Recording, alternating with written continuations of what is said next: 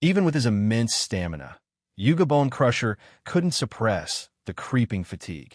His body remained firm against the howling winds of the northern sky, but something else made him tremble. Fear. It wasn't the cold. As an ogre raised in the frigid northern ice fields, clad in nothing more than rugged beast hides, Yuga had long grown resistant to icy winds. No, what made him tremble was the sight below. Thousands of meters of empty air. He couldn't bring himself to look down. His muscles locked, his breath came shallow. It was the helplessness, dangling in the claws of a dragon, far above the earth, that overwhelmed him. One slip, one careless twitch of the dragon's claws, and he would be nothing but a shattered mess on the frozen tundra below. It was a well-known tactic of true dragons, to lift heavy, earthbound prey into the sky and let gravity do the killing. With their monstrous strength, they could carry beasts nearly as heavy as themselves. Garen could have done the same, reduced Yuga to pulp with a simple release, but he had other plans. He wanted the ogres alive, subdued but useful. At last, Garen descended, his powerful wings beating steadily as he brought Yuga down onto the thick ice of a vast frozen lake. The ogre's legs buckled the moment he touched the ground. He stumbled, dizzy, as though the sky still clung to his mind. It took several long minutes before his vision cleared and his senses returned. Garen watched with a measured gaze, his eyes narrowing slightly as he studied the surface of the lake. Thick ice, unbroken and glistening, perfect for what he had in mind. A trap. Once Yuga seemed fully recovered, Garen finally spoke. Bring the two-headed ogre here. Once you do, your task is complete. He didn't elaborate on what would happen next. Yuga looked across the expansive ice field and nodded, already familiar with the region. It'll take 4 hours round trip to reach the Bone Crusher tribe, he said, then glanced up eagerly. Will you strike as soon as I return, Lord True Dragon? Shall I go now? His voice burned with urgency. The desire to dethrone his leader, Thyra, had been simmering for too long. Garen gave a cold, unreadable nod. Spare the chatter. Go. As Yuga turned to leave, Garen added with a growl, make sure it's not carrying any weapons. A two-headed ogre was no ordinary opponent, and this one had wielded enchanted arms when last seen. Garen didn't intend to take any chances. Understood, great true dragon, Yuga replied, practically glowing with excitement. I won't fail you. With a sweeping motion of his claw, Garen sent him off. Yuga hurried into the night, vanishing into the snowy darkness. Crack! Garen slammed his foot into the ice. Spiderweb fractures raced across its surface, then shattered outward with a thunderous snap. The ice broke, revealing black, deathly cold water beneath. The dragon inhaled deeply, then dove. The lake swallowed his massive form. The water, capable of freezing lesser creatures in moments, was like a refreshing balm to Garen's white-scaled body. He welcomed its chill. Whoosh! A blast of frost breath sealed the hole behind him, reforming the ice above. Silence returned to the lake. Invisible beneath the frozen surface, Garen vanished.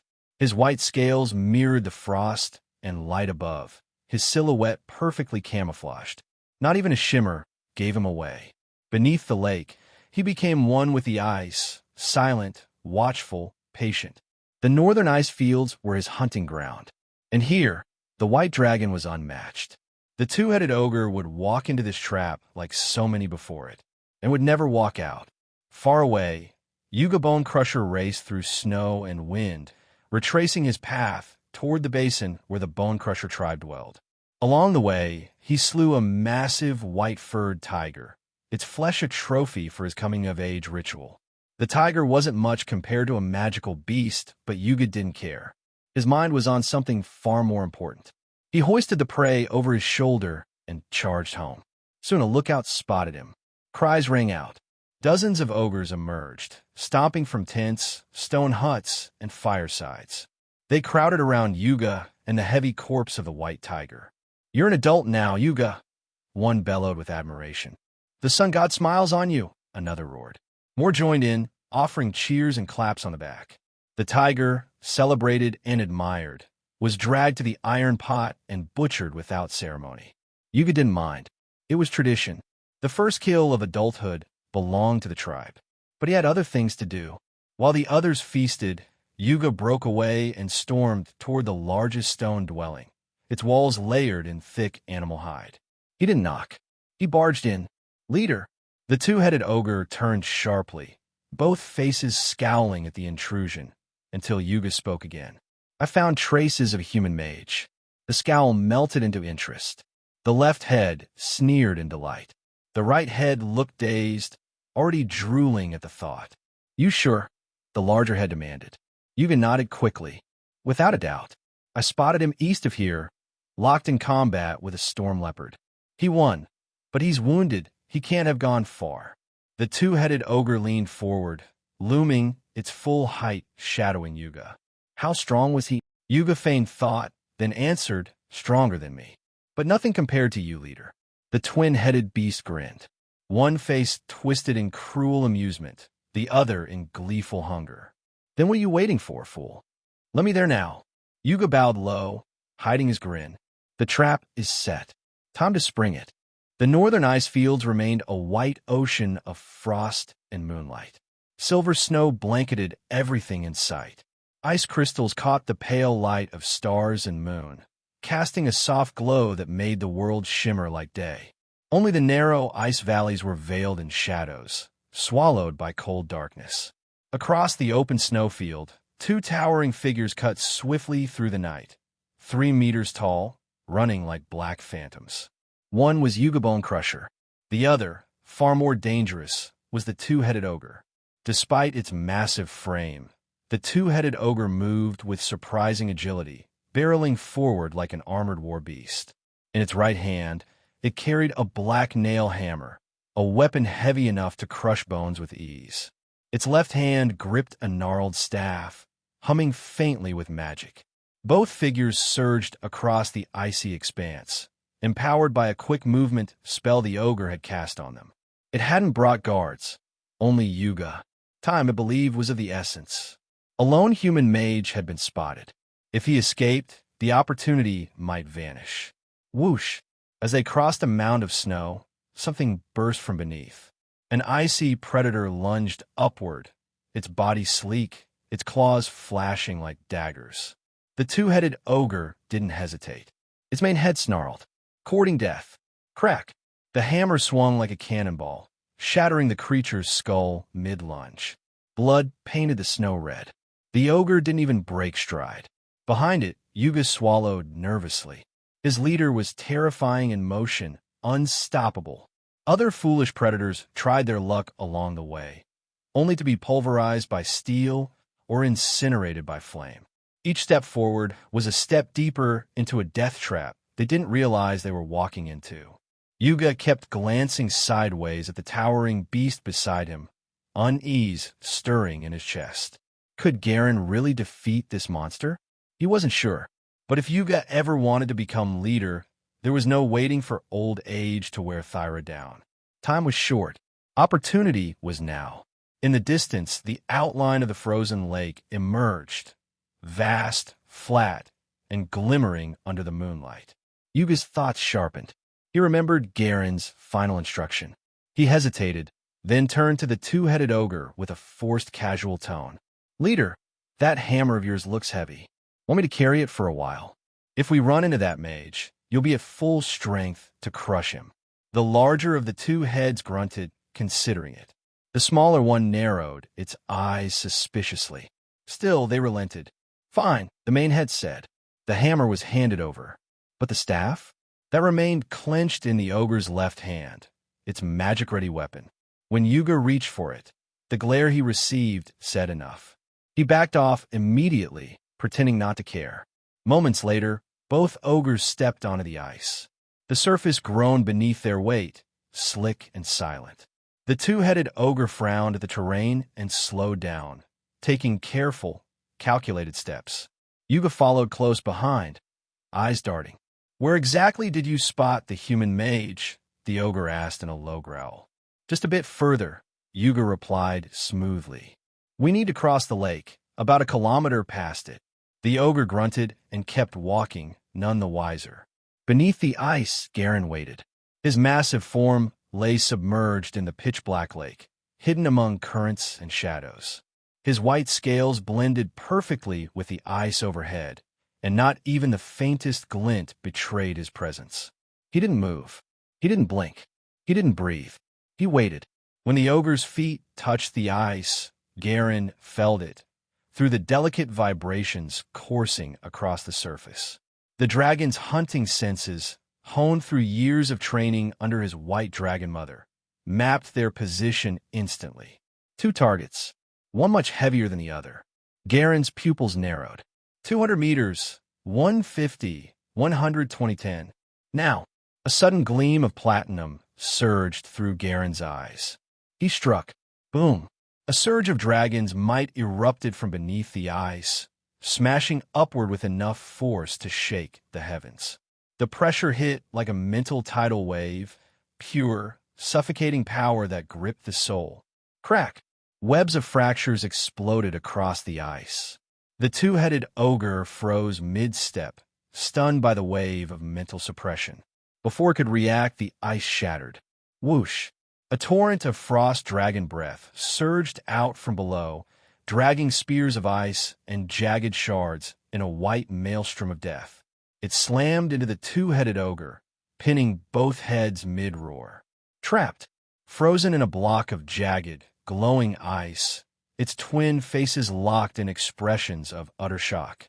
Its limbs and torso were torn and bleeding, wounds carved deep by the ice storm. Thud! The ice cracked again as Garen burst out of the lake, water cascading off his scales like glittering crystal rain. The dragon landed heavily beside the frozen ogre, a living force of nature rising from the depths. His breath misted in the frigid air, his wings stretching wide like a glacier given form. Yuga Bone Crusher stared in awe, paralyzed by the majesty of the scene. Garen's gaze turned coldly toward the frozen enemy. It wasn't dead. Not yet. Without hesitation, Garen drew a deep breath again, this time unleashing the eerie power of his time-plundering breath, a shimmering energy that warped the air itself. A spiral of ancient, temporal magic surged toward the frozen ogre. But before the breath could land, something changed. Bang! The ice shattered from within.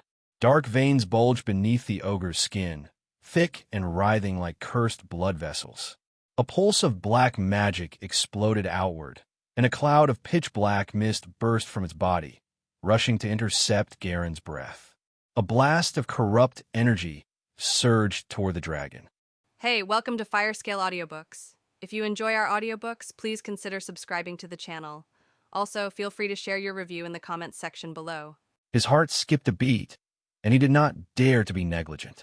He activated the triple-speed time manipulation, and his body immediately transformed into a white shadow. He still had the strength to grab Yuga Bone Crusher and dodge the black fog that spread over. As for the time-plundering breath he had spat out just now, there was no feedback from the other party. The power of this breath was strange, but it needed a lot of age enhancement. Garen was a young dragon, less than 2 years old, so it was a little difficult for him to unleash the true power of the time-plundering breath. This doesn't seem to be a spell. Garen looked at the black fog that enveloped a space of about 10 meters, and a trace of fear flashed through his dragon eyes. He acutely felt that this thing was extremely dangerous and was definitely not an ordinary spell product. This was because, in Garen's elemental perception, the moment the black fog appeared, the various attributes in the air were actually like avoiding snakes and scorpions, unwilling to touch them at all. All the elemental energy that could not dodge in time was absorbed by the black fog and became a part of it. Did the two-headed ogre have this ability? Why did it feel so evil, like a chaotic force from the abyss or hell? Garen's mind shook. The bottomless abyss and the 9 hells were the 2 outer planes ruled by demons and devils. Countless worlds in the main material plane had their legends recorded. Of course, regarding these existences who were dedicated to destruction, the records were almost all warnings and reminders. In fact, Even the arrogant dragons had even left a warning in their inheritance not to rashly provoke demons and devils. After sensing that the black fog was filled with an ominous and evil aura, a strong doubt arose in Garen's heart. He turned to look at Yuga Bone Crusher. Yuga Bone Crusher looked at the change in front of him in a daze. It seemed that he was completely unaware of the black fog ability of the two-headed ogre. After regaining his senses, he jolted and ran away from Garen and the two-headed ogre. He even carried away the black hammer. Dong! A muffled voice suddenly sounded from the black fog, like the powerful heartbeat of a huge beast. Then the black fog shrank. Knock! Knock! Knock! After the first heartbeat sounded, a powerful heartbeat sounded incessantly. The black fog continuously contracted in a rhythm and was about to converge. Garen was unwilling to watch the other parties change. He opened his mouth and spat out another frost dragon breath, but the black fog moved like a living thing and dodged it. At the same time, it shrunk again. When he tried to use the time-plundering breath again, the other party also sensed his existence and dodged in advance. Seeing this scene, Garen became even more careful. He spread out his dragon wings and already had the thought of immediately flying away if the situation was bad. However, the two-headed ogre in the black fog seemed to have seen through Garen's thoughts. Boom! The magic light in the shape of a white pillar passed through the black fog and soared into the sky. In the end, it quickly spread in all directions hundreds of feet in the air and instantly enveloped the sky in an area. At the same time, Garen felt his body sink as if he was restrained. He felt that something was wrong. He flapped his dragon wings and wanted to take off, but other than causing a violent wind, his heavy dragon body did not show any signs of flying. The spell, Seal the Sky, could suppress the flying ability of creatures. It was one of the most popular dragon-slaying spells. Because Garen had never learned systematic spell knowledge and had not grasped a method to remove the spell, he was a little passive for a moment, but he did not panic because he was just unable to use his flying ability. Garen's strength was not displayed in flight. Creator of all things, the great and noble Sun God, your humble believer, Thyrabone Crusher, will offer you the heart of a dragon as a tribute. Please bestow your believer with the Sun God's divine power and help your believer bathe in blood and slay the dragon to spread your immortal reputation to the world.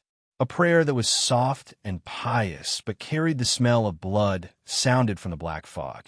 When the last syllable fell, the black fog that had shrunk a few times finally completely disappeared. To be precise, it all entered the two-headed ogre's body. Because the two-headed ogre spoke in the common language when praying, Garen understood its words. He was stunned and did not expect this guy to know how to use a divine technique. The divine technique was a spell used by devout believers of the gods through prayer day and night to obtain a trace of connection with the gods far away in the outer plane. It was cast through the special power bestowed by the gods and had various strange and powerful effects. There was no record of a two-headed ogre who knew divine techniques in the dragon inheritance. However, why does the divine technique bestowed by the sun god feel so evil and chaotic? Speaking of the sun god, almost 99% of people would think of vitality, heat, light, life. Garen was no exception, but no matter how he looked at it, he could not associate the divine technique used by the two-headed ogre with the sun god. There was something strange in this matter, but Garen no longer had the time to think about it. This was because in his vision, the two-headed ogre, who was kneeling on the ground with both knees and covered in squirming blood vessels like black patterns, was letting go of its clasped hands and slowly standing up. Its two heads and four eyes were all staring at Garen with fanatic and bloodthirsty eyes. On the surface of its body, if one looked carefully, one could see that the patterns that seemed to be condensed from black fog were squirming like living things. The injuries caused by Garen's frost dragon breath had already healed under the power of this strange black fog. Apart from that, behind the two-headed ogre, there were four thick and long black fleshy tentacles stretching out with fangs and claws. There were very dense eyeballs scattered everywhere, and they were rolling in all directions. It looked hair-raising. What the heck is this? Garen had already determined that the god the two-headed ogre believed in was definitely not a normal existence. He took a deep breath and spat out a surging ice-blue frost dragon breath. While spitting out the dragon breath, Garen activated the highest triple-time acceleration he could achieve at present. After consuming a large amount of time power, it allowed the acceleration effect to affect the dragon's breath. The speed of the frost dragon breath was unbelievably fast, just like when he ambushed the two-headed ogre previously. It was difficult to dodge. However, the two-headed ogre had almost died from a sneak attack. Clearly, it was already prepared for the most famous attack method of dragons now. It waved its staff. A huge head spoke an obscure incantation, and another small head opened its smelly mouth. A fiery red pentagram array engraved with complicated runes appeared in front of this mouth. Whoosh! The surging fire element was sucked into the small head's mouth like a bird returning to the forest, turning into a ball of magma-like red light. It even ignited a flame in its mouth, causing the temperature around the two-headed ogre to continuously increase. Dragon breath imitation technique. Red dragon breath. In an instant, a powerful dragon breath was spat out from the small head's mouth. It was quickly enlarged by the array and finally collided with Garen's ice-blue frost dragon breath. An invisible shock wave erupted from the collision point of the dragon's breath, which was cold and hot, and spread in all directions, pressing out faint cracks in the ice. Looking at the other party's flame dragon breath, Garen was very surprised. He knew that the effect of a spell was extremely magical, but when he really saw that the other party actually had a spell that allowed him to obtain the dragon breath, his heart could not help but tremble. Not far away, Yuga Bone Crusher nervously watched the two-headed ogre fight with Garen's dragon breath, his face alternating between red and blue. It clearly saw that although the flame dragon breath was unexpected and aggressive, its true power was clearly inferior to the true dragon's breath.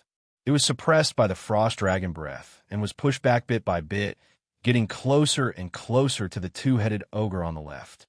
Lord True Dragon, quickly kill Thyra Bone Crusher. Yuga believes in your strength. Yuga Bone Crusher prayed to Garen in his mind.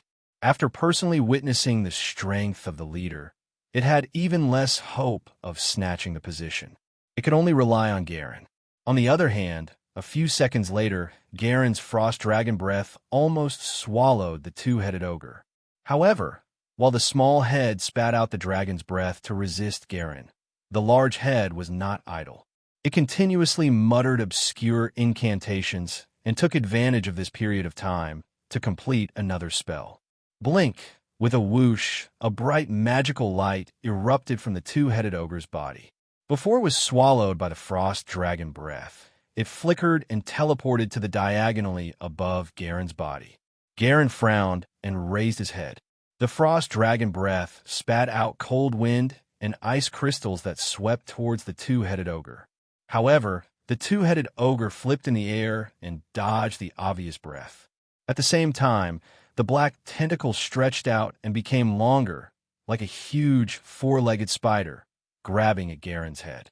In close combat, dragon breath was not effective, so Garen no longer wasted his magic power for no reason and closed his mouth.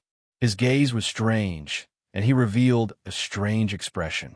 With his thick hind limbs and dragon tail supporting his body, Garen instantly stood up. His dragon claws raised an ear-piercing wind, and his sharp claws slashed at the two-headed ogre in midair. The entire process was natural and smooth, and the movements were unbelievably agile. It was as if the flow of time was completely different from the two-headed ogre. With 3 times the speed, Garen was not afraid of close combat at all. Bang! His extremely fast claw specially avoided contact with the black tentacle and ruthlessly landed on the waist of the two-headed ogre. His dragon muscles erupted with strength, sending the two-headed ogre, who was a head taller than Garen, flying. If not for the fact that the two-headed ogre reacted in the end and used the black tentacles to protect its vital points, Garen would have killed it on the spot. Even so, Garen's sharp dragon claws still left 4 huge wounds on the two-headed ogre's body, revealing the still steaming internal organs. However, what stunned Garen was that when the two-headed ogre was injured and sent flying, the black fog blood vessels on its body squirmed wildly, interweaving like living threads and mending those terrifying wounds. This high-speed regeneration ability was probably one of the effects of the divine technique it had just used, with the intention of taking its life while it was down. Although Garen was shocked for a moment, he quickly jumped without any hesitation. His dragon wings spread out high, and he smashed towards the two-headed ogre with a breathtaking aura. Swoosh! The two-headed ogre flashed, and his body disappeared on the spot. Garen stepped heavily on the ice. Because he was going all out, the ice he instantly pierced through raised a high wave like a waterfall. When Garen discovered that he had not hit his target and jumped out of the water, he looked at the two-headed ogre who had recovered from its injuries not far away and felt a trace of annoyance. He had already discovered it. This guy's two heads had a very clear division of labor. One was responsible for controlling his body to fight Garen while enduring pain, dizziness, and other negative statuses. The other ignored everything and focused on casting spells. It was equivalent to a combination of a warrior and a mage. However, these were all small problems. The most troublesome thing was the strange divine technique filled with an evil aura. As for the two-headed ogre, it was extremely shocked. It originally thought that it could easily deal with a young white dragon, but Garen's unbelievable speed made it almost unable to believe its eyes. Was this still a white dragon? How could there be a white dragon that came and went like the wind and was so fast that it flew? It had continuously used spells in this battle. Coupled with the fact that the divine technique also had a certain burden on the body and mind, it was impossible to continue fighting. Compared to a dragon in terms of endurance and magic power, it was undoubtedly courting death. Thinking of this, the two heads of the two-headed ogre looked at each other and revealed a determined expression. When Garen saw this scene, his heart skipped a beat. He knew that the two-headed ogre might be about to unleash its ultimate move. He also vaguely felt that although this guy seemed to have a relationship with him, he could not last long in his current state. Creator of all things, O great and noble sun god, please bless your believer with the power to defeat the dragon as an offering to you. After a sincere prayer, the two-headed ogre closed its eyes and eliminated all its distracting thoughts. It focused on chanting and casting its strongest spell. The small head controlled its body that was possessed by the black fog and waited solemnly as it stared at Garen.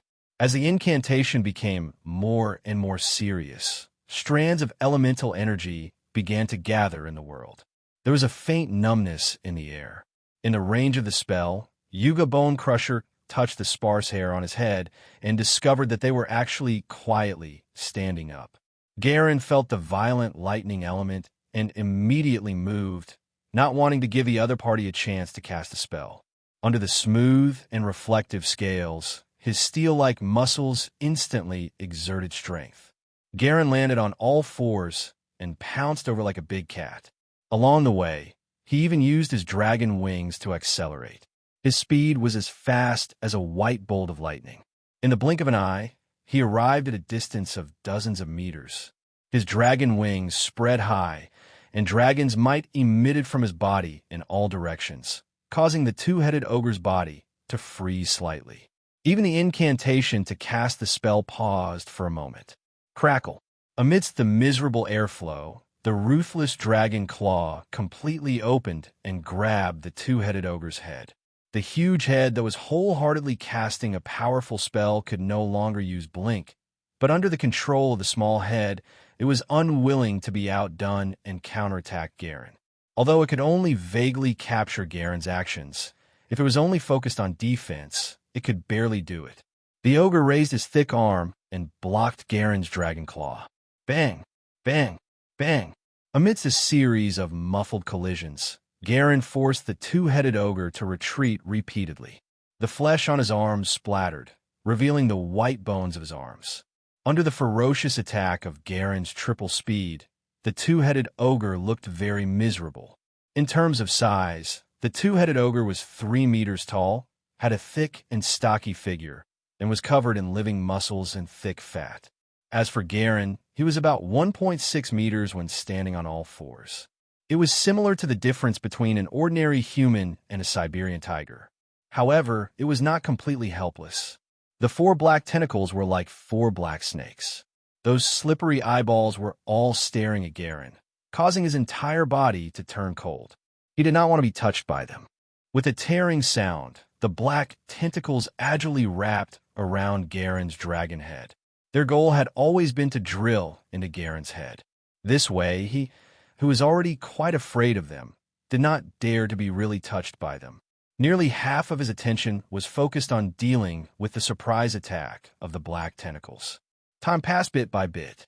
Due to the high-intensity battle, he had always been in a state of 3 times the speed. Garen's mind gradually became exhausted, and less than 50% of the power of time stored in his body was left. When the power of time obtained from devouring the river water was completely exhausted, it was very difficult for him to maintain the accelerated state before he obtained enough replenishment. With the ability of a young white dragon, he was clearly not a match for the 2-headed ogre. Garen silently calculated.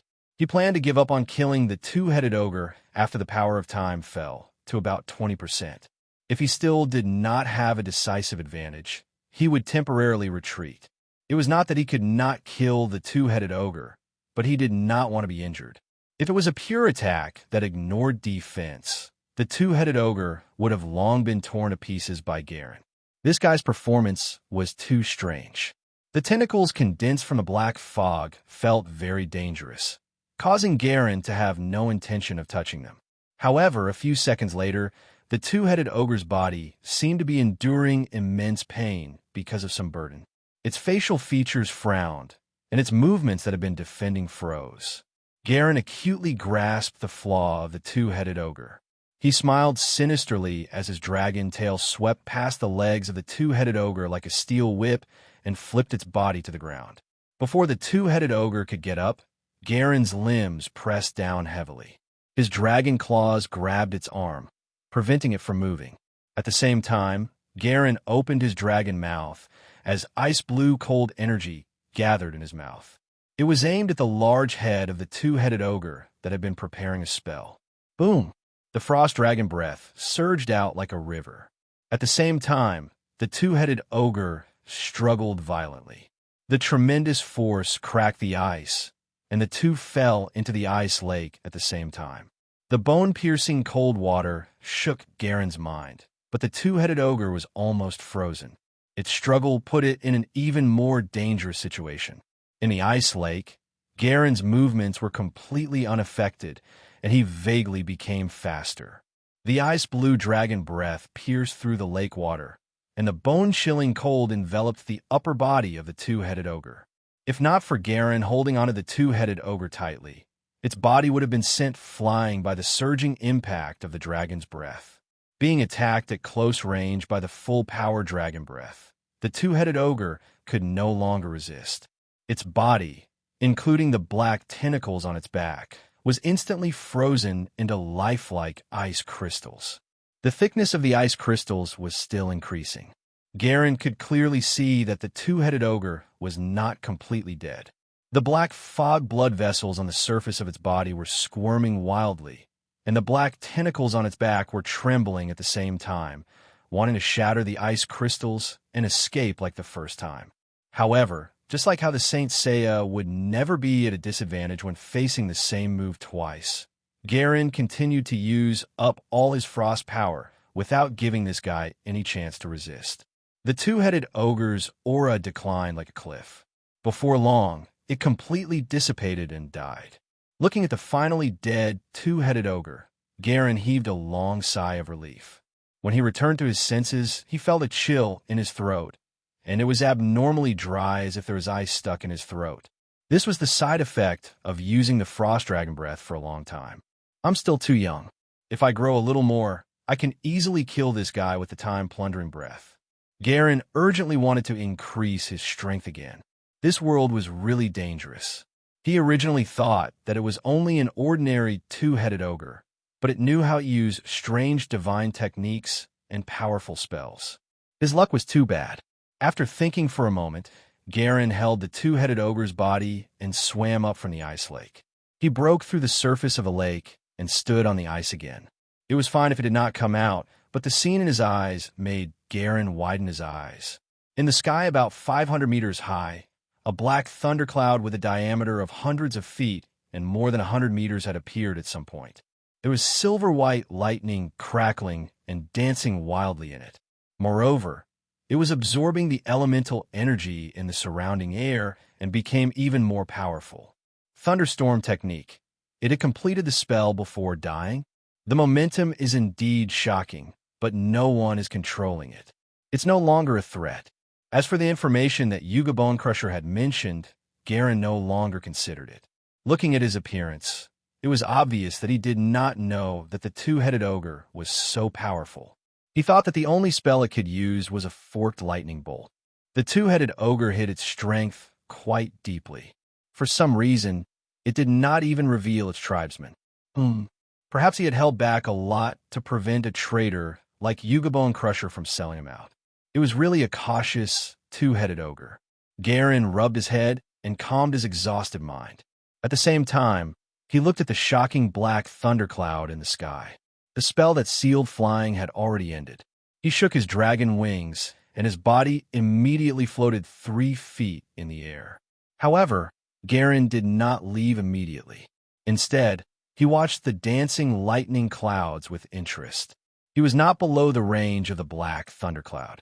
Perhaps because the two-headed ogre was too hasty before its death, this spell was cast ridiculously, and its location floated hundreds of meters away. Soon, the black lightning cloud absorbed enough elemental energy, and rolling muffled thunder sounded. It was as if someone was beating a drum beside his ear. It was deafening, and there was also a trace of anxiety in the air. Boom! A thick and long lightning silver snake landed. Although it was only for a short moment, it lit up the night as if it was daytime. As the first bolt of lightning fell, this spell officially began. Lightning bolts carried high temperature and numbing power as they continuously fell, dispelling the surrounding darkness. The night turned into day, and thunder rolled in the dark clouds while flickering nonstop. 8 minutes later, the lightning banquet completely ended, and the thick black thundercloud slowly dissipated. Garen looked at this spell that simulated the heavenly might, his eyes shining brightly, and a trace of yearning gradually arose in his heart. He only knew the spell-like abilities and supernatural abilities that he was born with.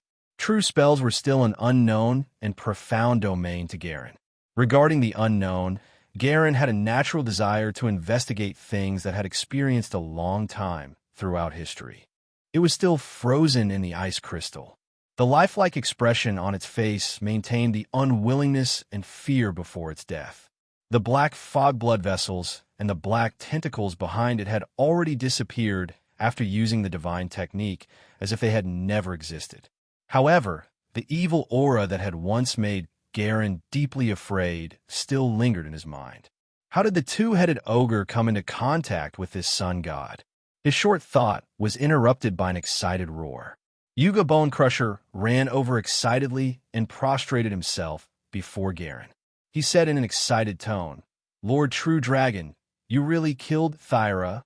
The Bonecrusher tribe will become your strongest arm and sweep away all obstacles for you." Garen glanced at Yuga Bonecrusher, who was carrying a black hammer. There was no obvious expression on his dragon face. However, he was still relatively satisfied with this ogre with relatively high intelligence.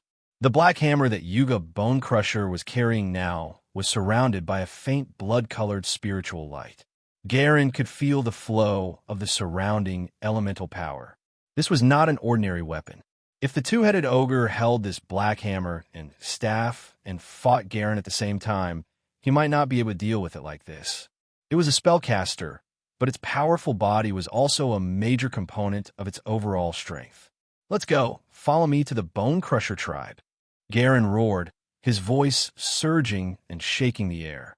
Then he grabbed Yuga Bonecrusher and the two-headed ogre who had already frozen to death in the ice crystal.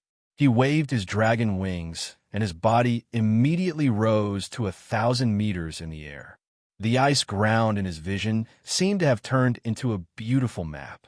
In the bowl-shaped basin terrain, the ogres of the Bone Crusher tribe surrounded the large pot, as usual, picking their noses and scratching their feet. As for the main food in the pot, it was the white-furred tiger that Yuga Bone Crusher had just hunted. It was cut into pieces and thrown in randomly. There were also some indistinguishable plants and other pieces of meat. The ogres mainly ate meat, but they were absolute omnivores. Moreover, they generally did not like to eat blood food raw.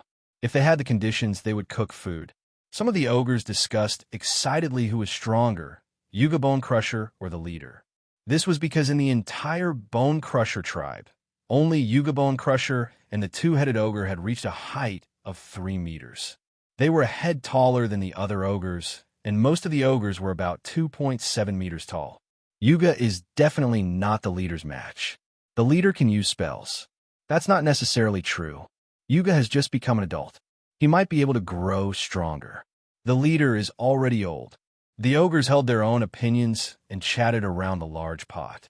A moment later, a sharp-eyed ogre vaguely saw a small white in the night sky that was gradually enlarging. That seemed to be a dragon? An ogre rubbed his eyes. When the little white that became clear in his vision, he immediately opened his mouth in fear. He could even stuff a large fist in. Dragon, dragon, dragon. There's a dragon in the sky. The ogres looked up and saw Garen. Bright and shiny white ice armor, brilliant platinum dragon eyes, ferocious claws, and a mysterious ring of black scales. The dragons might have assaulted them, causing the ogres' breathing to become difficult. However, the ogres were ferocious in nature. After discovering that Garen was not an adult dragon, they returned to the house and picked up their weapons. Most of them were large clubs, and one or two were carrying huge axes. They waited solemnly and stared at Garen, who was descending towards the Bone Crusher tribe. In the air, Garen looked at the performance of these ogres with a strange expression. A moment later, he had already lowered to dozens of meters in the air. Before Garen could completely land, an ogre carried a huge rock. The muscles on its arm bulged, and it suddenly threw the rock at him.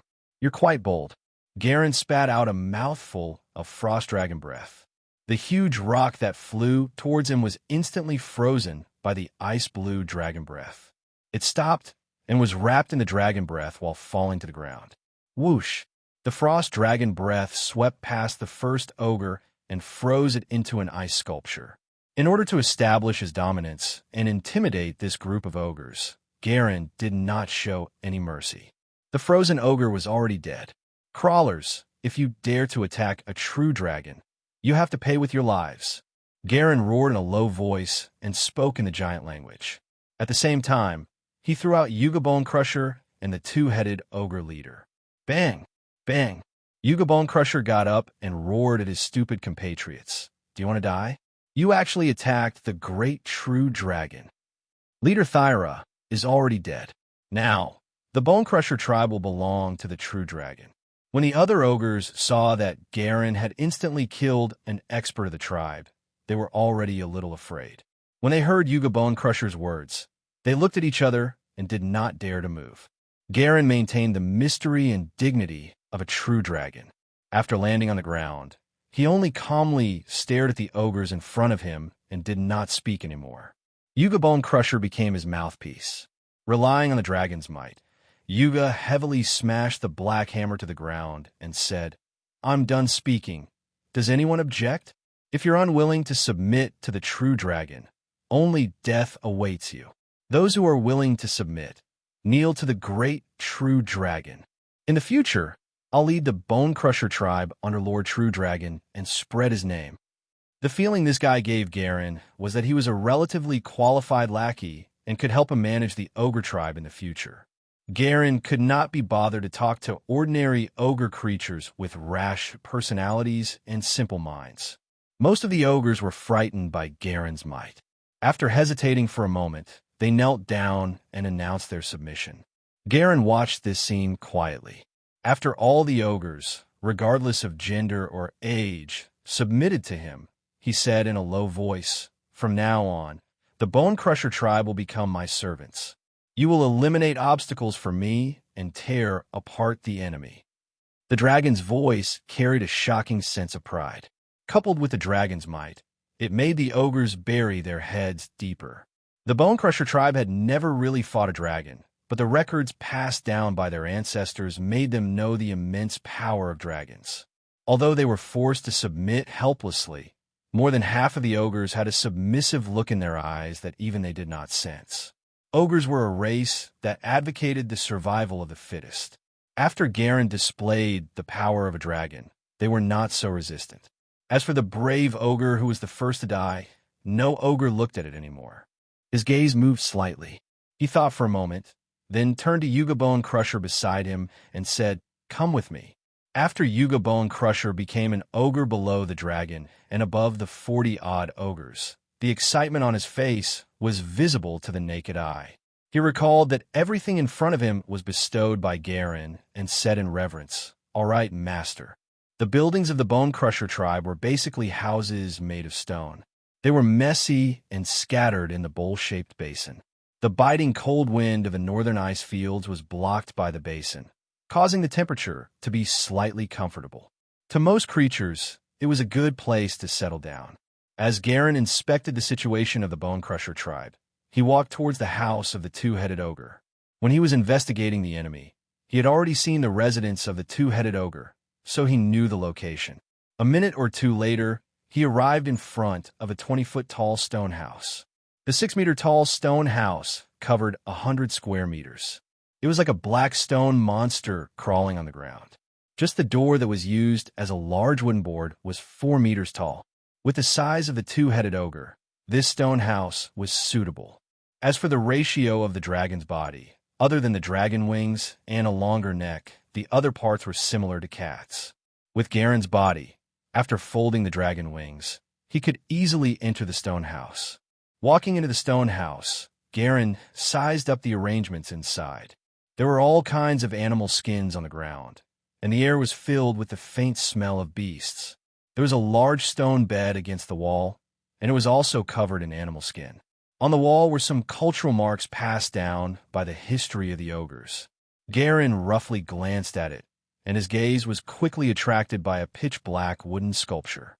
The moment he saw this pitch-black sculpture, Garen's heart skipped a beat, and a serious and wary expression appeared on his face. It was a ball-shaped sculpture supported by the base of a vine tree. As for the appearance of the sculpture, at first glance, it seemed to be a black sun sculpture with a circle of flames extending out. However, upon careful inspection, he discovered that they were actually fine tentacles with countless eyeballs on them. On the main body of the sun sculpture, there were also dense eyeballs carved. Although they were simple, they were lifelike as if they were alive, causing people to tremble in fear. A strange and evil aura assaulted him. "Yuga, what's this?" Garen looked straight ahead and asked Yuga Bone Crusher. Yuga Bone Crusher blinked and said, "Master, this is the sun god that our Bone Crusher tribe believes in." Although he said that this was their belief and his tone was respectful, it did not come from the bottom of his heart. He did not have the piety and fanaticism of the two-headed ogre leader. Garen was stunned and said, "You call this the sun god?" No matter how one looked at it, this was an evil god statue. It should not be related to the sun god, who should be in charge of light and life. How stupid were they to think of this as the sun god? Suddenly, an intense curiosity arose in Garen's heart, and he wanted to carefully observe and study the pitch-black sculpture. A few seconds later, even he did not realize that his gaze was gradually blurring. At the same time, he stared at the dense eyeballs on the sculpture. He moved his limbs, and his body approached step by step. Yuga Bone Crusher looked at Garen's actions in confusion. He felt that there was something wrong with Garen's condition, but he did not dare to disturb him. At the same time, whispers sounded in Garen's mind. The strange thing was that he had clearly never heard of that language, but he understood what it meant. He is born from the black fog. He is also the creator of the black fog. He brings darkness. He brings light. He wrote life, and he rewrote death. He is the creator of everything. He is the supreme sun, the sun, How can the sun bring darkness? Garen suddenly woke up. After regaining his senses, he was shocked to discover that he was already less than 2 meters away from the pitch-black sculpture. Moreover, he was extending his dragon claws to touch this sculpture of unknown origin. Whoosh! The dragon wings shook, and like a cat whose tail had been stepped on, Garen activated his speed acceleration skill. In an instant, he returned to the door and stared at the sun sculpture with full vigilance. It can actually affect my mind. The mind of a dragon was extremely tough. There was a base blood vessel structure in the brain that could even directly resist a large number of mental spells. Even the release of dragons might benefited from a powerful mind. The time dragon was even more outstanding among them. Without enough mental strength, he could not see the existence of the river of time at all. However, he was now affected by an inconspicuous sun sculpture. How could he not be shocked? This must contain a considerable amount of the evil god's power. Otherwise, it was impossible for it to affect him. Garen's expression was solemn as he thought to himself. If he was unable to break free from that whisper for a long time, he would probably be gradually affected and become a loyal believer of this sun god. Yuga Bonecrusher was completely unaffected. He looked at Garen's reaction with a strange expression, not understanding what his master was doing. Garen did not have the time to pay attention to the gaze of Yuga Bonecrusher. He looked at the sun sculpture and felt that the tentacles seemed to have come alive. It was extremely invasive. The eyeballs seemed to be spinning and turning into vortexes. Soft ravings sounded in his ears again, causing him to involuntarily want to approach. His eyes began to blur. Fortunately, Garen was already mentally prepared. This time, as soon as he sensed the abnormality in his mind, he immediately left and his gaze returned to calm. This is the source of the strange performance of the two-headed ogre. Evil God is not someone I can provoke now. He vaguely guessed that the sun sculpture was affecting the minds of living creatures through eye contact, so he hurriedly turned his head and stopped looking at the sun sculpture. As expected, after not looking at those eyeballs, those abnormalities disappeared. Garen's gaze moved slightly. He closed his eyes, turned around, and spat out an ice-blue dragon breath, sealing the sun sculpture in layers of ice. Soon, it turned into an opaque ice block that could not see anything inside. Opening his eyes bit by bit and looking at the ice, Garen was no longer affected. He heaved a sigh of relief and said to Yuga Bonecrusher solemnly, "Where did this sun sculpture come from? Is there anything similar in the other houses? Also, when did you start worshipping this sun god? Tell me everything you know." Yuga Bonecrusher did not understand, but he still spoke according to Garen's orders. A few minutes later, Garen revealed a thoughtful expression as he pondered over Yuga Bonecrusher's words. He did not understand the exact background of this sun sculpture, because this was suddenly brought back by the two-headed ogre after he went out once. There was only one, and it said that this was the sculpture of the sun god, and made the ogres of the Bonecrusher tribe worship it. However, according to Yuga Bonecrusher, other than the two-headed ogre who was really a devout believer, the other ogres had a casual attitude of believing it. Garen was silent as he thought about what to do with the sun sculpture. When he thought of how this thing was related to the gods, he was especially vigilant. Gods who grasped the authority of the world were the strongest immortal creatures in the endless worlds of many planes. Not to mention that he was only a baby dragon now. Even if he became an adult at the age of 100, he still had to treat gods carefully. The five-headed evil dragon, the dragon Queen Tiamat, whose name resounded in countless worlds, had lived for countless years and witnessed the glorious rise and sad demise of countless civilizations. However, in the domain of gods, she was only a weak divine entity. From this, it could be seen how terrifying and powerful a god was. Of course, she was a dragon first and then a god. The level of divine power did not represent true strength. They mainly harvested lives and devoured souls. To any intelligent life, the evil god was an extremely dangerous existence. In the records of the Noah continent, there were evil gods. There were even church organizations that believed in the evil god. These lunatics who believed in the evil god could even do things like living sacrifices, soul transactions, and massacres. Of course, the evil god church was basically in a state where it could not be exposed. Once it appeared, it would attract the joint encirclement of many forces. However, after flipping through the information about the evil god and the dragon inheritance, Garen still could not find any content related to the sun sculpture. Compared to the known evil gods, an evil god statue of unknown origin was clearly more worth being wary of. Of course, Garen was only vigilant, but he was not too afraid. Most of the gods existed in the outer plane. It was not simple to enter the main material plane. At most, they would descend with their incarnations or use some insignificant divine power through some connections. They mainly affected the main material plane through their believers. After thinking for a few minutes, Garen temporarily retracted his gaze and stopped looking at the frozen sun sculpture. In the stone house of the two-headed ogre, something attracted Garen's attention. He moved and walked to the only large gray wooden table in the stone house. On the gray wooden table, there were strange bottles and utensils. There was a glass vessel filled with green liquid, the limbs of an unknown creature. In the corner of the table were 5 yellowed books. They seemed to be quite old, but they did not attract Garen. This meant that they had not existed for long and were not ancient items.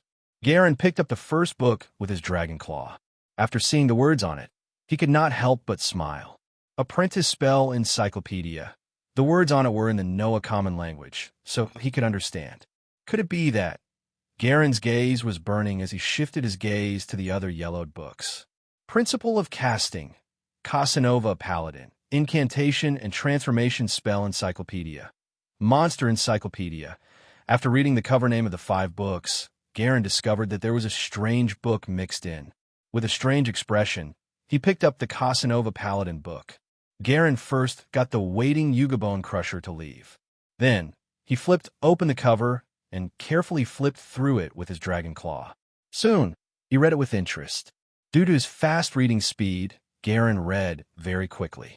There were a total of 56 pages in this book, and there were many lively illustrations. All the words added up to less than 100,000 words. It did not take him long to read it. At first, Garen only had the mentality of reading a forbidden book, but what surprised him was that he really discovered a lot of useful knowledge from this book. The main content of this book was about a paladin who wandered the Noah continent and had a beautiful story with a small princess, a noble beauty, and a cold elf. He even subdued a female red dragon as a mount and chatted with the goddess of his faith in his dreams. In short, it was a harem novel. However, the customs and secret cultures described in it were not recorded in the dragon inheritance. Through his knowledge, Garen determined that although much of the content in this book had been exaggeratedly enlarged, it was generally true and believable. After putting down the Casanova Paladin, Garen's expression became serious as he picked up another book with a black cover. Principle of Casting. Looking at the content of the book, Garen's eyes lit up. He was immersed in it for a moment and read it softly. A spell is an independent magical effect. It's a process of reconstructing the magical energy that pervades the multiverse and finally materializing it in a specific area in a specific way. When casting a spell, the caster will stir up the invisible but omnipresent origin magic power, interweaving it to form a fixed shape and make it vibrate and spin in a specific way before releasing it to achieve the expected effect. Magic can be used as a convenient tool, a weapon, or a protective barrier. It can cause or negate damage, and also produce or eliminate specific statuses. It can even absorb or give life force. The tier of the spell roughly indicates its strength. A Tier 0 spell can be activated with a thought, but a high-level spell requires all the energy of the caster. Some special spells also require countless materials, and even the life force of the caster. Before the caster can use a certain spell, they have to engrave this spell in their consciousness or store the power of the spell in a magic item. There are countless spell runes and incantations. After a long period of refinement, most of them are the most effective methods to communicate with elemental energy. The most commonly used rune incantations are Psi Omegas Alpha Delta. An effective array must have a magic core, magic ring, basic curse, star diagram, magic guide, small circle in the star diagram, rune, and magic momentum, sun, moon, star, and other patterns. Compared to the 10 lines at a glance when he was reading previously, Garen read word by word and seriously memorized every character. He was very serious about the unknown knowledge. Through the book, Principle of Casting, he gradually had a clear understanding of the concept of spells. This book did not record the specific spell model, but it explained what the spell was. Moreover, it marked the incantation and effect of the commonly used rune incantation, as well as some basic array patterns. It was mainly some simple three-pointed star arrays. After reading it, Garen felt that he had gained a lot. After obtaining new knowledge, no matter what this knowledge was, it could always make Garen happy and feel an unprecedented sense of satisfaction. This was mental joy and soul joy, causing Garen to tremble in excitement. The dragon claw holding the book trembled slightly. I have endless time and photographic memory. I'm an undying dragon. One day, all the knowledge of the many planes will be known and understood by me. Garen's gaze became clear, and his platinum dragon eyes shone brightly. All this time, Garen had actually been a little confused, not knowing what he wanted to do. Was it just to live and obtain enough strength? That was only letting nature take its course, not really a desire. After coming to this unknown world and reincarnating into a dragon, he had the mentality of living safely and getting by. However, now, he was certain of his ideals and path. This thought had already appeared when he first learned the giant language and felt the excitement of grasping new knowledge. However, it was only now that Garen confirmed it and recognized himself. This ideal sounded a little unrealistic because even gods were not omniscient. Even a legendary king of gods was not omnipotent. But so what?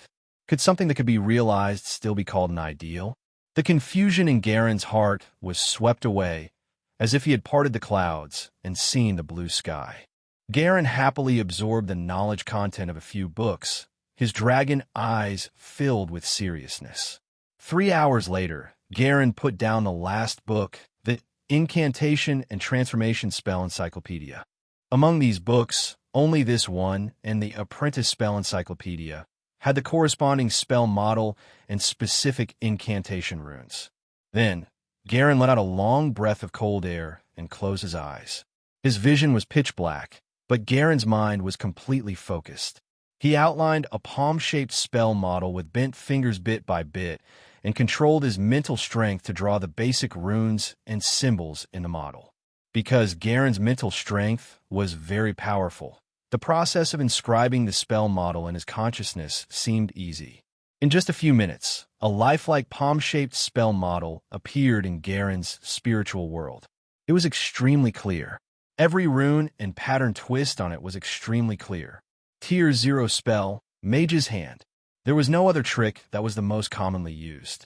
Almost 99% of mages would be the first to engrave the spell model of the Mage's Hand in their consciousness.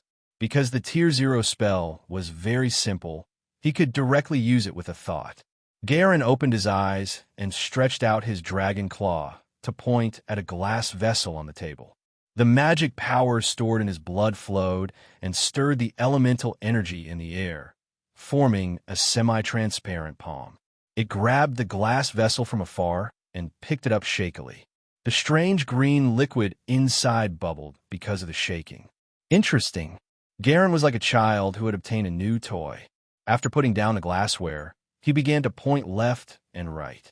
These translucent hands held different items and danced around him. If human mages saw this scene, they would definitely be shocked. It was only the first time he used it, but he could actually use the same spell many times and control it with ease. A moment later, Garen stopped playing and placed everything back on the spot. He pondered because he felt that the mage's hand was a little strange and looked strange. A few seconds later, Garen figured out the key to the problem. The mage's hand looked like a human palm, but he was a dragon. How could a dragon use a human palm instead of a heroic and domineering dragon claw? Of course, it was a little strange. Thinking of this, an idea arose in Garen's mind. He closed his eyes again and immersed himself in the mental world. I have to have nails as sharp as knives and indestructible scales. Garen modified the spell model of the mage's hand and gradually turned it into his dragon claw. Runes and spells were embellished on the patterns, forming the outline of a sharp dragon claw covered in dragon scales. The dragon claw opened slightly, and its fingertips were sharp as if it wanted to grasp the world in its hand. There was an indescribable, domineering feeling. Opening his eyes, Garen excitedly injected magic into the spell model. Whoosh! The elements in the surrounding space surged and, under Garen's call, formed a violent wind. However, after a gust of wind, there was nothing. Garen had failed, but he was not surprised or discouraged. The model has changed and become more complicated. There are more patterns that transmit magic power, and the number of rune nodes needs to increase. Garen sized up the dragon claw model and quickly found a reason for his failure. He engraved the corresponding runes on the dragon claw model again. As he tried again and again, he gradually perfected it.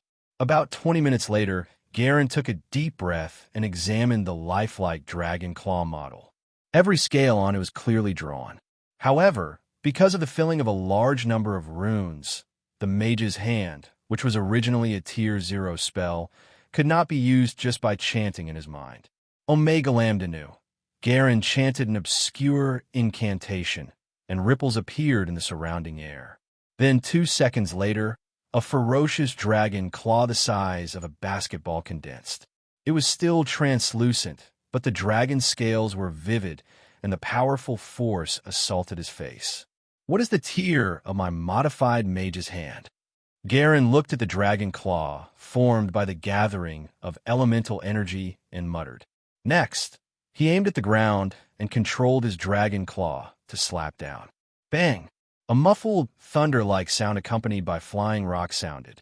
The ground shook violently at the same time, and the momentum was similar to Garen's slap on the ground. When the dust dissipated, a dragon claw mark that was deeply imprinted on the ground appeared, tearing 3 inches of the ice field that was as hard as iron. Beside it, many fine spiderweb-like cracks stretched out. Garen blinked and then looked happy.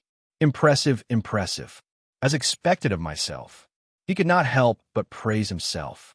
The battle strength of a true dragon mainly relied on the powerful physique, rich spell ability, and natural supernatural ability. When adult true dragons fought, they especially liked to use their dragon bodies to pressure the enemy and use their spell abilities to assist in battle. However, the older the true dragon, the less they relied on their claws and teeth. Instead, they relied on their increasingly profound magic attainments to fight. In the later stages, the damage that spells could cause would surpass the dragon's body. True dragons were the darlings of the elements and were very good at casting spells. The time dragon was even the most outstanding existence among them. In addition to their time ability, every time dragon would also learn countless spells. Garen looked at the damage caused by the dragon claw. According to the power categorization in Principle of Casting, the number of runes, and the spell rings, he felt that it belonged to the category of Tier 3 spells. This Tier 3 spell is already my original creation. It's not appropriate to call it the Mage's Hand anymore. According to the name of the spell on the Noah continent, his spell should be called Garen Dragon Claw Technique.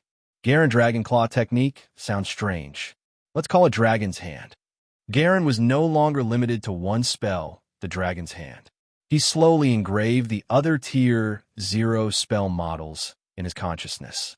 Illumination Technique, Secret Technique Mark, Detection Magic, Light Dance Technique. Regardless of whether they were useful to Garen, he did not reject them and built spell models for all of them. There were not many Tier 0 spells. There were only 9 recorded here, and most were useless. The only thing that concerned Garen was the Secret Technique Mark. This spell could place a person's mark on an object. An item with a secret mark could also be connected to its owner from a distance. This way, he could really bury or throw away some things and find them again after a long time. When he used the Secret Technique Mark, he injected a trace of time power. It was a very small trace that was only equivalent to the power of time that Garen could devour in a breath. However, this alone was enough to produce the effect Garen wanted. Unless the other party also grasped the power of time and could discover the existence of the river of time, it was impossible to remove the mark. In addition, because of Garen's sensitivity to the power of time and the river of time that existed in all planes, even if they were different planes, he could vaguely sense the location of the mark. The more time power he injected, the clearer his perception. After mastering all the apprentice spells, Garen turned his attention to the incantation and transformation spell encyclopedia. In this book, there were more than 20 spell models. As the title of the book displayed, these spell models belong to the incantation and transformation categories. Garen rubbed his frosted chin scales and thought to himself, the dragon's hand uses a large number of basic transformation runes. It's a transformation spell. The imitation dragon breath that the two-headed ogre used previously is also a transformation type. The lightning storm clouds summoned are incantation type. Through the introduction of the principle of casting, Garen understood that spells were divided into 8 categories: protection, incantation, prophecy, confusion, evocation, illusion, undead, and transformation. Every spell school had a unique effect and purpose. Moreover, there was a set of basic runes and incantations that were different from other spells. The basic runes and incantations of the 8 spell schools were equivalent to 8 extremely profound languages that reached the essence of the world. This situation led to that ordinary spellcasters would only choose one type of spell school in their entire lives and choose to walk the same path until they died. This was because just one category of spells was enough to study for a lifetime. Even a mortal would need a long time to completely study a spell school, let alone ordinary creatures with short lives. The higher tier the spellcaster, the simpler their path was. Only shocking existences and favored children of the elements dared to learn many spells at the same time. Garen had the physique of an elemental master, and coupled with his philosophy of knowing all knowledge and truths, of course, he would not be limited to the study of a spell school, nor would he be limited to spells. It was just that he cannot come into contact with much now. Most of them are Tier 1 to 3 spells. There are only single digits for the Tier 4 and 5 spells. Tier 4 Transformation Magic, Dragon Breath Imitation Technique, Giant Transformation Technique. Tier 4 Incantation Magic, Flame Pearl, Frost Pearl. There's only one Tier 5 spell, the Incantation Magic, Thunderstorm Technique. Due to his photographic memory, the content of the Incantation and Transformation Spell Encyclopedia had already been imprinted in Garen's mind. He did not need to open the book to know this. Not counting its physique and divine technique, just based on the caster, the two-headed ogre is considered an intermediate mage. Garen recalled the spell abilities the two-headed ogre had used in the battle. Tier 1 to 3 spells were considered low-level spells. A mage who grasped the Tier 3 spell was called an elementary mage on the Noah continent. Thereafter, Tier 4 to 6 were intermediate, and Tier 7 to 9 were advanced. The further one went, the greater the difference between each tier. As for those beyond advanced, there were legendary mages who grasped at least a Tier 9 legendary spell. Although Tier 9 spells were very powerful, most of them did not belong to the category of legendary spells. Only certain Tier 9 spells were legendary. 90% of legendary spells were Tier 10 and above. Not to mention the current Garen. Even if he fought alongside the White Dragon Mother, there was a high chance that they were not the match of a legendary spellcaster. Of course, an existence of this level was not so easy to encounter. Garen's consciousness only swept past the Dragon Breath Imitation Technique. This was because the other Tier 4 transformation spell, the Giant Transformation Technique, interested him. Garen stretched his dragon wings and body. His mirror-like scales flickered, reflecting the various tools in the stone house. He looked at himself and was very satisfied with his handsome appearance, but because of his current size, he was not very happy. The Giant Transformation Technique should be able to make me look longer and stronger temporarily. Garen thought of the illusory dragon entrenched in the river of time and yearned for his future self. He did not know when his current self could reach that terrifying mountain-like body. Taking a deep breath and calming his mind, Garen suppressed his excitement and turned his gaze to the frozen sun sculpture. Before studying official spells, he planned to deal with this strange thing first. In fact, when he was learning the Tier 0 spells, a part of Garen's mind had been thinking about how to deal with the sun sculpture. He was a little hesitant. This sculpture from an evil god had a strange power that made him subconsciously obsessed. However, this performance precisely showed that it was a treasure, but its power was a little evil. The black fog power that could repair the body at high speed made Garen a little envious. He had a strong desire to know. He knew that the power was evil, but he could not help but want to understand and study it. The body of a dragon had a good recovery ability. As long as some injuries were not too serious, they would almost recover after sleeping. However, it was a little difficult to recover quickly in battle. Because of this, Garen felt covetous. However, because of his vigilance towards the sun sculpture, Garen thought about it and felt that this was very likely a trap that was specially used to lure creatures bewitched by power. Studying the sun sculpture would inevitably be affected by its strange power. Garen did not want to become an evil god believer for no reason. He pondered deeply and finally decided to destroy it.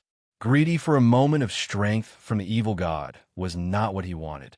"Yuga, come here!" Garen shouted in the giant language, and the sound waves rolled. Soon, accompanied by muffled footsteps, the figure of Yuga Bone Crusher appeared in Garen's vision. After bowing, he asked Garen respectfully, "Master, what's the matter?" Garen stretched out his dragon claw and pointed at the sun sculpture. His voice was calm as he said, "Carry this sculpture out and smash it." He did not want to do it himself. He did not even want to use a spell like the dragon's hand to touch it through the air. Who knew what other strange ability this evil god statue had that would indirectly affect him? Yuga Bone Crusher was slightly stunned, as if he wanted to ask the reason. But in the end, he did not say a word under Garen's calm gaze. "Yes, great master." Then, he raised his hands and picked it up with some difficulty. Veins appeared on his forehead because he had used too much strength. The sun sculpture was not big. It was a ball with a diameter of about a meter, including a foundation below. However, because of Garen's careful treatment, it was now sealed in an extremely thick ice crystal, and the weight had increased greatly. Coupled with the cold and bone-chilling ice crystals, it made Yuga Bone Crusher shiver uncontrollably. In order to not get frostbite, he used all his strength to quickly run out of the stone house with the sun sculpture and placed it heavily in an empty space. The huge ice crystal attracted the attention of the ogres. Garen watched as Yuga Bone Crusher came into contact with the ice crystal at close range, but he was fine. He revealed a thoughtful expression. When he looked at the eyeball on the sun sculpture, Yuga was also not affected. Only me and the pious two-headed ogre were affected. Could it be that it's only targeted at species with spellcaster talent? Garen shook his head and stopped thinking about it. In any case, he had made up his mind to destroy this thing. What it did and what creature it worked on had nothing to do with Garen. Garen left the stone house and appeared outside. Brand new scale armor, clearly defined dragon wings, and sharp dragon claws. As soon as Garen appeared, the ogres gathered here revealed a trace of fear. Clearly, they had yet to recover from Garen's previous actions. At the same time, a thunderous sound echoed above the ogre basin. Bang! Looking in the direction of a voice, it was Yuga Bone Crusher holding the black hammer he had obtained from the two-headed ogre. He raised his arms high and smashed it into the ice crystal. When he used his full strength, bloodlight lingered on the black hammer, greatly increasing his strength. Dense cracks appeared on the ice crystal, but did not directly shatter. Under the gazes of so many of his race, Yuga Bone Crusher's face turned red. He raised the black hammer again and smashed down. Bang! Bang! Bang! Thunder-like sounds sounded continuously. The frost ice crystal was slowly destroyed by it to the location of the sun sculpture. Under Garen's expectant gaze, the muscles in his arms bulged. The black hammer carried a whistling wind towards the main body of the sun sculpture. Clang! A metallic sound sounded and echoed in the air. Under the stunned gaze of Yuga Bone Crusher, the black hammer was bounced up by the huge recoil, tearing the skin between his thumb and index finger. Blood flowed out as the hammer almost rebounded to smash his head. The sun sculpture did not move at all. There was not even a trace of scratch on it. Garen's gaze focused as he thought to himself that this thing was indeed not so easy to destroy. He avoided eye contact with the eyeball on the sun sculpture and looked around. He said to the already eager ogres in a low voice, "My servants, use all your intelligence and strength to shatter this sun sculpture." After a pause, Garen's dragon roar shook the sky as he said proudly, "If anyone succeeds, I'll bestow the ogre with the bloodline of a true dragon." Now that there were enough servants, Garen decided not to casually transform them like before. He wanted to use the dragon blood transformation as an incentive to stimulate their enthusiasm. The Northern Ice Spirits had a huge advantage. At the same time, after hearing Garen's words, the ogres revealed excited expressions. All the ogres of the Bone Crusher tribe rubbed their fists and stared at the sun sculpture with burning eyes. Although the ogres were considered stupid, they were still intelligent creatures and had their own cultural inheritance. They knew what a dragon blood creature was and knew that this was a rare opportunity. Some of the ogres were even thinking that if they obtained the chance to transform their bloodline, they could challenge Yuga Bone Crusher after their strength increased greatly and replace its position as the leader to become the #1 ogre under the dragon wings. After Garen spoke, he looked at his eager clansmen and took a deep breath. He turned to Garen and said sincerely, "Master, please give me a chance to try again." His words were very nervous because he was afraid that his performance just now would lower his status in Garen's heart. Garen did not speak and nodded slightly. Yuga Bone Crusher was overjoyed and said to Garen gratefully, "Thank you for your trust, Master. I'm extremely grateful." Then, his expression became serious. He separated the ogre crowd and began to retreat step by step. Only after retreating more than 20 meters did he stare at the sun sculpture. Yuga Bone Crusher's body moved. He held the black hammer tightly and began to run. His several tons of weight left faint footprints on the ground with every step, and it was ferocious. When he was still 4 meters away from the sun sculpture, Yuga Bone Crusher roared and jumped high into the air. In the air, he held the black hammer with both hands and raised it above his head, using the force of his fall and sprinting to smash at the sun sculpture. Even Garen was unwilling to be struck by such an all-out attack. A second later, the black hammer wrapped in bloodlight landed on a corner of the sun sculpture. Bang! The entire ground shook violently. The frost ice crystals exploded into large pieces of ice fragments and landed on the surrounding ogres, causing their skin to be slightly swollen. However, they did not mind this pain. They stared at the Yuga Bone Crusher and the sun sculpture without blinking. Swish! The black hammer flew out of his hands in the surging, tide-like recoil. Blood dripped from Yuga Bone Crusher's wide palms. His face was slightly pale as he stood on the spot in disbelief. In front of it, the sun sculpture was smashed 3 feet into the ground. However, what was unbelievable was that it was still not damaged at all.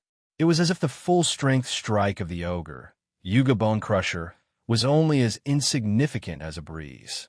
Garen's heart skipped a beat, and he could not help but look at the sun sculpture. The feeling of being attracted came again. His eyeballs seemed to have turned into black holes that attracted his mind. However, Garen, who was already vigilant, broke free in the blink of an eye and stopped looking. "I'm sorry, Master. I failed and betrayed your trust." Yuga Bone Crusher looked at Garen with a pale face. Garen's expression did not change, making it impossible to see his expression. "You did your best." After a simple response, Garen looked at the other eager ogres and said in a low voice, "Give it a try." Next, the ogres tried excitedly and left in disappointment. After some smarter ogres discovered that the brute force they had always been proud of was really useless, they set up the sun sculpture on a bonfire to burn and threw it into a large iron pot to steam. They used up all the intelligence in their small heads. However, without exception, it was useless. The sun sculpture silently allowed the ogres to do whatever they wanted. Relying on physical methods alone did not seem to have any effect on the sun sculpture. If I can't destroy it, I can just throw it into a corner? Garen shook his head and felt that it was a pity to throw it away. No matter what, it was an item related to the gods. He vaguely felt that although this sun sculpture was strange, if it was used well, it might be able to bring about unexpected effects. A moment later, Garen retracted his gaze. His dragon claw touched his chin, and he thought to himself, the most important thing now is to understand what kind of creature the sun sculpture will affect. According to the current information, he and the two-headed ogre were affected and bewitched. Ordinary ogres were not affected at all when they looked at the sun sculpture. Apart from being indestructible, this thing seemed to be an ordinary wooden sculpture to them. Yuga, carry the sun sculpture over there. Garen pointed at a large, empty venue. After Yuga moved the sun sculpture over, he looked at Garen and seemed to want to say something.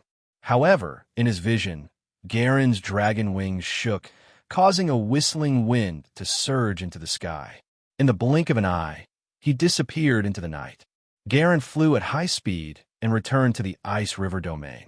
He grabbed an ordinary northern ice spirit and flew it into the sky without any reason.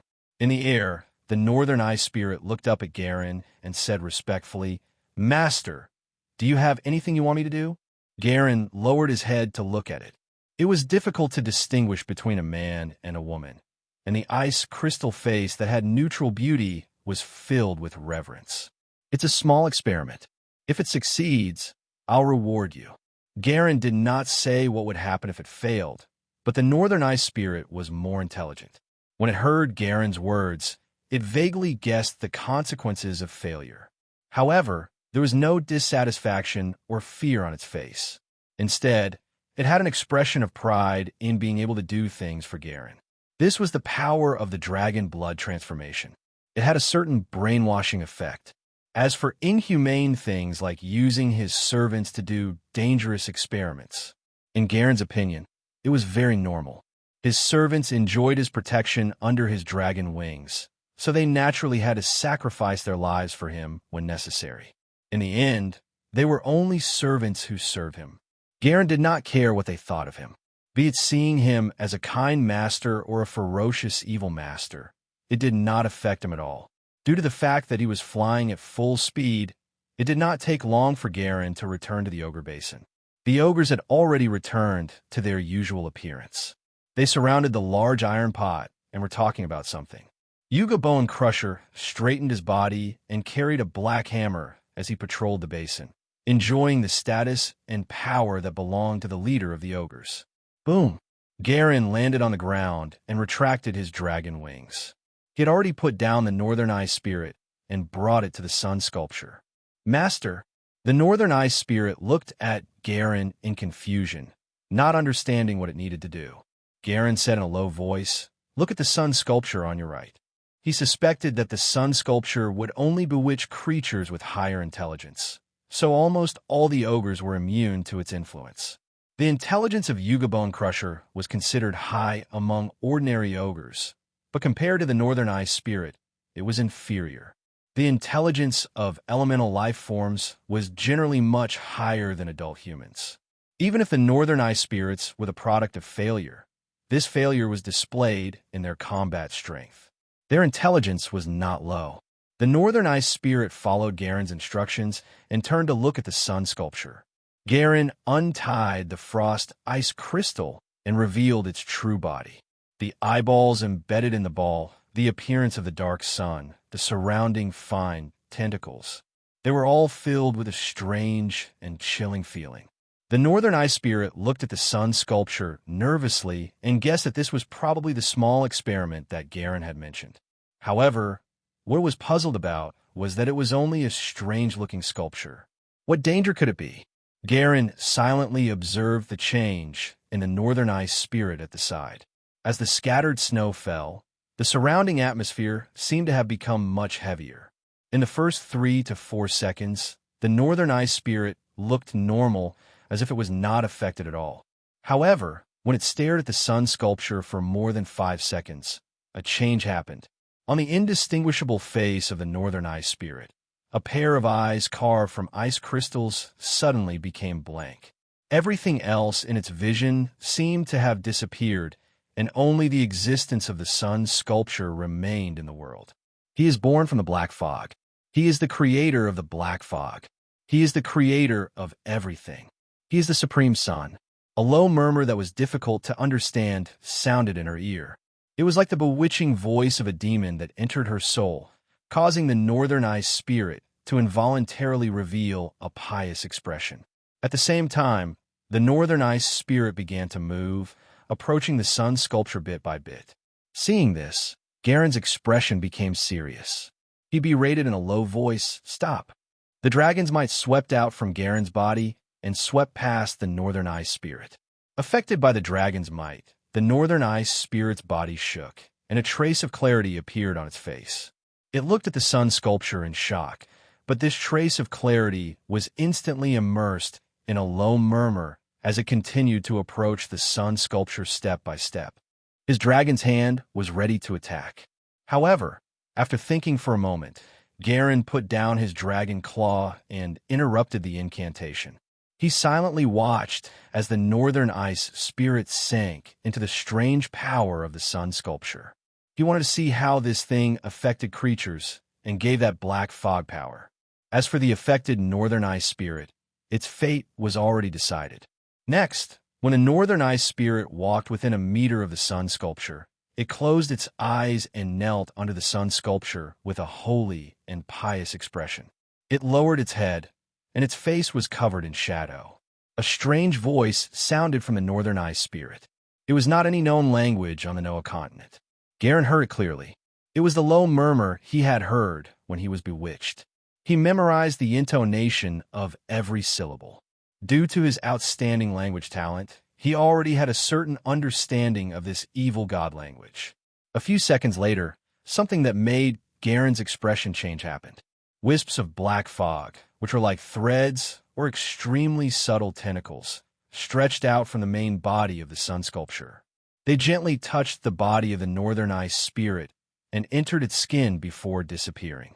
The body structure of the northern ice spirit was pure ice crystal, and it was an elemental life form.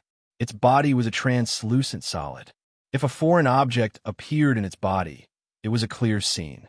However, after the black fog entered its body, it completely fused and disappeared, as if all of this was an illusion. As for whether it was an illusion, Garen knew in his heart.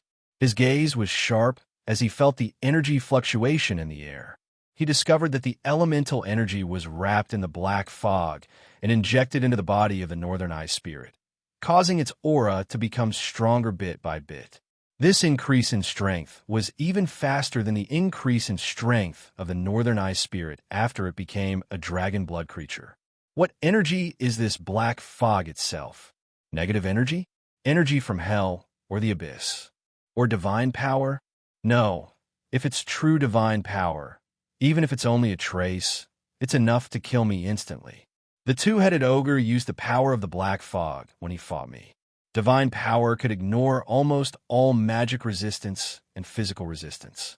Only gods, or those who grasped a unique power that was not inferior to divine power, could block it. Even legendary spellcasters or even ancient red dragons were most likely to be instantly defeated in the face of a divine power attack. Garen did not interfere with the process of the northern ice spirit's prayer. He frowned slightly and pondered the essence of the black fog energy. Time passed bit by bit. The night on the ice plain was still as dark as ever. A few minutes later, the black fog power absorbed by the northern ice spirit seemed to be saturated. It opened its eyes and slowly stood up, turning to look at Garen. Garen stopped thinking and also looked at the northern ice spirit, sizing up the creature who had received the power of the evil god. Its appearance was the same as before, and its aura was still as weak as a worm after restraining it. In particular, the expression it displayed in front of Garen was as respectful as ever, as if Garen was still its only master. "Great master, do you have any other instructions?" Under Garen's scrutinizing gaze, the northern ice spirit lowered its head respectfully and asked softly. Garen pondered for a moment and said expressionlessly, Yes. The Northern Ice Spirit was slightly stunned and subconsciously said, "What?" Garen narrowed his eyes and ordered in an unquestionable voice, "My loyal servant, I order you to kill yourself immediately." The expression of the Northern Ice Spirit froze, and it said in confusion, "Master." From its appearance and tone, it was as if it did not understand why Garen suddenly issued such an order. Before the Northern Ice Spirit could finish begging, Garen's dragon claw moved slightly, and he chanted an incantation. The surrounding elemental power immediately became active. Tier 3 spell, Dragon's Hand. A lifelike, translucent, and ferocious dragon claw appeared above the Northern Ice Spirit's head and slapped down ruthlessly. The Northern Ice Spirit raised its head in shock. Blood vessel-like black lines suddenly appeared on its ice-blue body, wanting to resist Garen's attack. Bang! The dragon's hand landed and crushed the Northern Ice Spirit from above, crushing its body into pieces of pale ice crystals. The strange thing was that there were black lines connecting these ice crystals. They wriggled slightly and tried to stitch up and regenerate. Garen snorted and controlled the dragon's hand to crush the body of the Northern Ice Spirit into lifeless ice fragments. The Northern Ice Spirit, who had just obtained a little black fog power, had increased its strength a little, but it was still as weak as a baby in front of Garen. After killing the Northern Ice Spirit in one move, Garen called out to Yuga Crusher. Yuga Crusher did not know what was happening here. He glanced at Garen's expression and ignored the Northern Ice Spirit that had been crushed into powder by Garen. He silently waited for Garen's order. "Yuga, go back and bring a few ogres with you. Throw it into the remote Ice Valley crack." Garen spat out a frost dragon breath and froze the sun sculpture again. In the icy north, if no creature deliberately destroyed it, these frost ice crystals could exist for at least decades. While Yuga Crusher returned to call the other ogres, Garen planted the time mark on the sun sculpture. The effect of the power of time was quite satisfying to the dragon. This was the benefit of knowing how to cast spells. Spells could do many whimsical things and had various wonderful uses. Yuga Crusher brought the 4 ogres back and carried the heavy ice crystals together. According to Garen's orders, they left the ogre basin and moved towards a deep ice valley 40 kilometers away. Garen had passed by that deep ice valley in the past. It was at least 1,000 meters deep, and the cold wind was like a knife. The valley walls were steep, and there was no trace of life at the bottom. If he threw the sun sculpture in, it would not be easy for other creatures to come into contact with it. When he needed it, he would rely on the connection of the time mark to find it. Garen felt that this sculpture that could pollute the mind of a spellcaster could play an unexpected role at the right time. For example, if any kingdom or church discovered Garen's traces and foolishly wanted to kill the dragon, he could throw this thing near the other party's headquarters and let them taste the power of the evil god statue. Not to mention anything else, a believer who was bewitched by the evil god had relatively high intelligence and was very good at disguising himself. After temporarily resolving the problem of the sun sculpture, Garen returned to the stone house of the 2-headed ogre in the ogre basin and searched inside and out to see if there was anything else good here. If only there were other types of spell books. Just incantation and transformation spells were far from satisfying for Garen. He was most interested in the protection spells. It was not that he was afraid of death, but he simply felt that protection spells would be very interesting. Cough. As a time dragon without a lifespan limit who grew stronger as time passed, his first priority was naturally to learn protection spells. After lifting the cover of the Casanova Paladin and looking at the illustrations inside, Garen put down this book. He closed his eyes and used the Tier 0 spell, Detection Spiritual Light. Items that carried elemental power would have a spiritual light. This spiritual light was difficult to see with the naked eye, but it could be discovered through detection. It was called an elemental spiritual light, a magical spiritual light, or an arcane spiritual light. Powerful spells or powerful magic tools were surrounded by dazzling spiritual light. If a low-level mage used the detection spiritual light to see a legendary spell, it was very likely that they would be blinded by the dazzling spiritual light. As for arcane spells, they were called ancient spells from a long time ago. There are still some people who called spells arcane techniques, but there are not many left. Compared to the numerous spells developed by the various styles now, most of the arcane spells of the ancient era consumed a lot of energy. Of course, the power effect was also correspondingly stronger than ordinary spells. It was mentioned in the Casanova Paladin that a great arcanist from another world had once taken a magic ship and crossed the crystal wall to come to Noah continent to become friends with the protagonist. That great arcanist came from a civilization called Netheril. It was extremely brilliant and resplendent, and it could be said to be the golden age of magic. After reading this, Garen yearned for it. Grand arcanists were equivalent to legendary mages. Back to the topic. After Garen used the detection spiritual light, he opened his eyes and scanned all the places in the stone house. His gaze moved bit by bit. When he saw the large bed of the two-headed ogre, Garen was slightly stunned, and then an excited and happy expression appeared on his face. Under its hidden bed, a spiritual light seeped out. Looking at the outline, it was the round gem that Garen liked. Garen quickly stepped forward and shattered the bed of the two-headed ogre, revealing the hidden compartment below. However, when the dragon claw touched the small wooden box and exerted slightly strength, Garen's gaze moved slightly. He clearly felt a rebounding resistance appear. This resistance was not great, and he only needed to use some strength to break it. However, breaking it with brute force would alarm the spell lock on it and might destroy the items inside. Tier 0 Spell Lock. The power of spells was definitely stronger the higher the tier. However, some spells with special effects, even if they were Tier 0, were also favored by high-level spellcasters.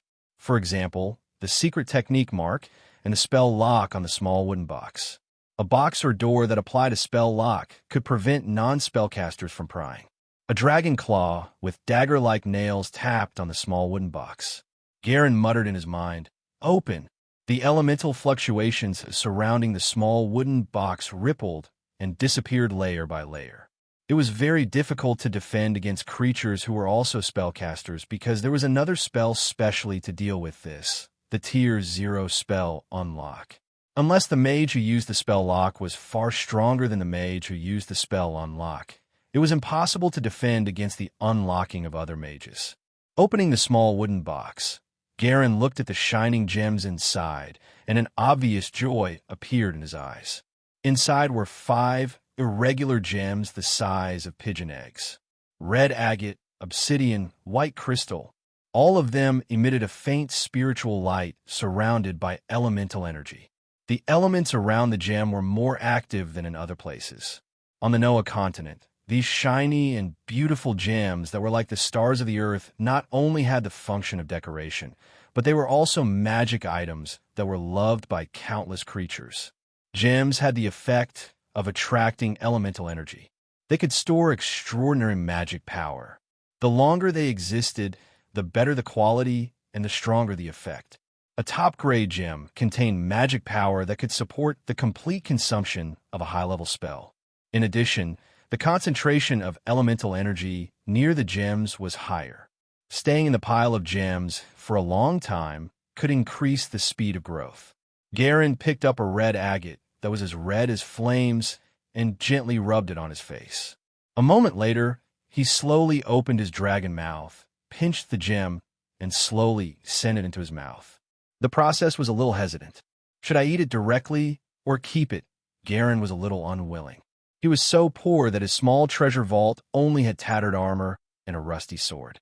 Apart from reluctance, another reason was that eating the gem directly was a waste. Leaving the gem behind and carrying it by his side for 10 years was better than directly swallowing it. Moreover, the quality of the gem would increase over time. However, after thinking for a few seconds, Garen still made up his mind and threw the red agate into his mouth. What he lacked now was the strength to deal with accidents and crises. When he had enough confidence in the future, he would be worthy of putting away his hidden treasures. Although he was unwilling, Garen still wanted to eat these beautiful treasures. Don't blame me, Sai. You appear at the wrong time.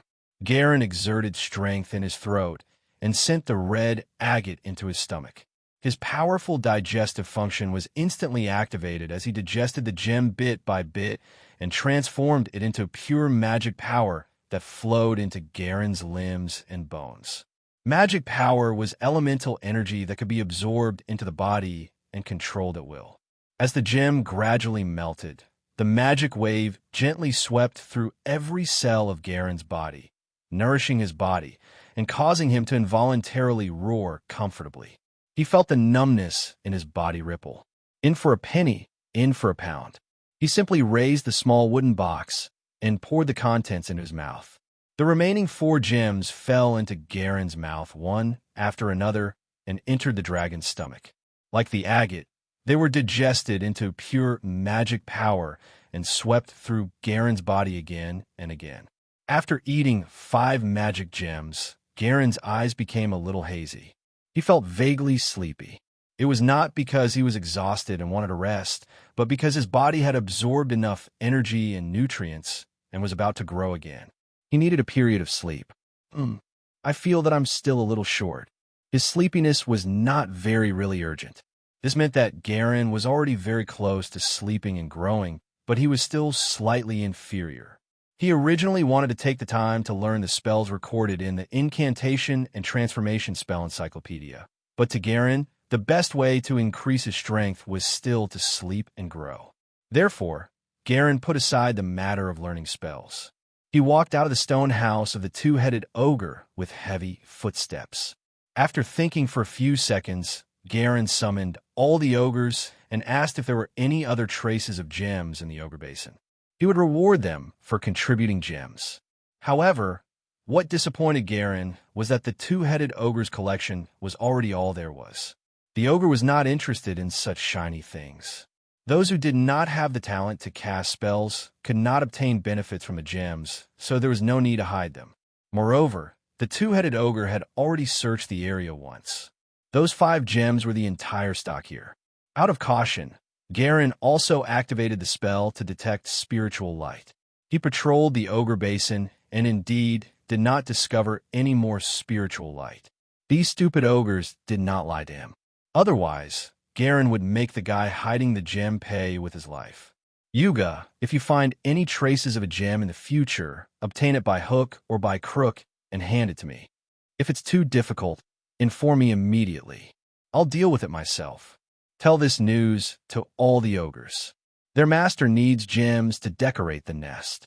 Yuga Bone Crusher scratched his head. He did not know why the noble true dragon and his former leader were interested in useless rocks, but he still nodded respectfully and said, "Yes, great master." Garen's dragon wings shook slightly as he planned to return to the dragon nest in the Ice River domain. However, just as he was about to take off, his gaze moved slightly. He turned to Yuga Bone Crusher and said, "Build a dragon nest for me in the basin with the size of an adult dragon." Yuga Bone Crusher was slightly stunned and said carefully, "Master, there aren't many ogres in the Bone Crusher tribe." "A dragon nest of this scale," Garen interrupted impatiently and said in a low voice, "I only want the results." Yuga Bone Crusher's face turned pale. He lowered his head and did not dare to speak anymore. Garen's voice softened. He paused for a moment and said, "Find a few strong ogres. I'll give you a chance to undergo the dragon blood transformation." As a large humanoid creature, the individual strength of the ogres was not weak. One ogre could at least fight 5 northern ice spirits. After the dragon blood transformation, their strength could even increase further, and they would be able to hunt some large magical creatures for Garen. A few minutes later, Garen carried out the process of transforming them using the dragon blood. He transformed a total of 6 ogres, including Yuga Bone Crusher. Apart from Yuga, who was 3 meters tall, the other ogres were about 2.829 meters tall and were the biggest guys of the Bone Crusher tribe. Garen wanted to see what the dragon blood ogre was like. However, the effect of the dragon blood transformation would not appear immediately. The few ogres were all sleepy now. After they slept in a dragon-like manner and woke up, they would be considered genuine dragon blood creatures. Without staying any longer, after Garen instructed some small matters, he flapped his dragon wings and stirred up a violent wind before disappearing into the sky in the blink of an eye. After flying under the starry night sky for a period of time, Garen returned to the Ice River domain. The Ice River domain, which was missing a northern ice spirit, was as usual. No northern ice spirit cared about the whereabouts of the one taken away by Garen. After becoming servants of a color dragon, they were already mentally prepared for many things. As the lord of this place, Garen was actually quite benevolent. At the very least, he did not abuse his servants for no reason or directly kill them for fun. The word servant sounded good, but in fact it was only another term for slave. Garen had the right to kill them. Coincidentally, the Northern Ice Spirit had just returned with a hunting team formed by terror lizards and the White Hounds. There were many injuries left behind by frost or fireballs on the bodies of the 3 giant feet yaks. They still had a weak breath left as they were respectfully sent to Garen by the hunting team. The White Hounds whimpered and ran to Garen's side intimately, rubbing his hanging dragon claws. These hounds had ice blue fur mixed with some black stripes. They were round in appearance, but they were not cute. They had extremely huge mouths containing sharp and oppressive canine teeth, and the power of their bites was very powerful. Apart from that, the White Hound could also spit out cold wind and master a spell-like ability. Its strength was weaker than the terror lizard, but there were more of them. They could give birth to 4 to 5 in a litter and were often in heat. Their reproduction ability was considered all right. In just 2 months, the number of White Hounds in the Ice River territory had increased from more than 50 to more than 100. They were the main force of the hunting team. This magical creature that was relatively common in the northern ice fields was the nightmare of many ordinary beasts. But in front of Garen, it was like a domestic pet. He stretched out his dragon claw and carefully scratched the White Hound's upturned stomach. Looking at their panting tongues, Garen tore off a piece of flesh and threw it out. When he stroked the White Hound's smooth fur, if he was not careful, he would probably cut open their stomachs. Go eat. A few White Hounds wagged their tails and pounced forward, biting at Garen's reward. Garen used the frost dragon breath to freeze a giant feet yak in the ice crystal. After eating the other 2, he chewed the ice crystal mouthful by mouthful and swallowed a whole. This was a method he liked. In the past, these 3 giant feet yaks could make Garen feel a certain sense of satisfaction. However, his body was just short of energy and nutrients to fall asleep. It was as if he had not eaten anything and was still craving food. The other hunting teams had not returned yet, so Garen could only think of a way to obtain the last bit of nutrients. He retracted his dragon wings and jumped under the flowing ice river. The originally calm, meandering ice river suddenly became turbulent. The undercurrent surged, and a white shadow wreaked havoc below, chasing after the natives in the ice river and groups of 2 to 3 meter long ice river sharks. In Garen's ruthless hunt, how could the pitiful little sharks escape alive? As the delicious ice river sharks entered his stomach, the sleepiness in Garen's eyes gradually became stronger. Time passed bit by bit. The ice river was still surging. Countless crystal water splashes overflowed to the shore, attracting the curious gazes of some northern ice spirits. About an hour later, the manic river finally calmed down, but there was a faint crimson color in it with a faint bloody aura. Garen swallowed the last shark and felt that it was a pity. There are not many of these ice river sharks, but they tasted delicious. He had always wanted to keep them for sustainable development, but soon the ice river sharks here would go extinct. If not for the fact that he was even more sleepy after eating a few giant feet yaks and did not want to take the risk to hunt magical creatures, he would not have paid attention to the ice river sharks. Due to the faint guilt, Garen thought that he could help the sharks in the future. Before he could think too much, the surging sleepiness slapped Garen's mind like a tide. He realized that it was time to sleep. Shaking his body, Garen was as agile as a fish and quickly entered the dragon nest at the bottom of the river. I hope this sleep can allow me to obtain a new time ability. He hugged the broken armor and rusty sword in his arms and lay on the ice bed, closing his eyes and falling asleep. While Garen fell into a deep sleep and grew, hundreds of kilometers south of his dragon nest, across steep mountains, through the dark and deep dense forest, and over the continuous impassable mountain range. One could see a magnificent city capital after walking hundreds of kilometers south. There was no extremely bright environment here. It was daytime. Coincidentally, the sunlight shone down, as if it had sprinkled a layer of golden powder on the magnificent city. If it was in the past, this scene would be as beautiful as a dream. The tulip flag of the Walker Duchy would rise up under the sun. However, it was different today. This was because this magnificent city was filled with debris. Wailing and pain could be heard continuously. Elite soldiers in fine steel armor rode tall war horses and were equipped with excellent weapons as they walked through the ruins and flames of war.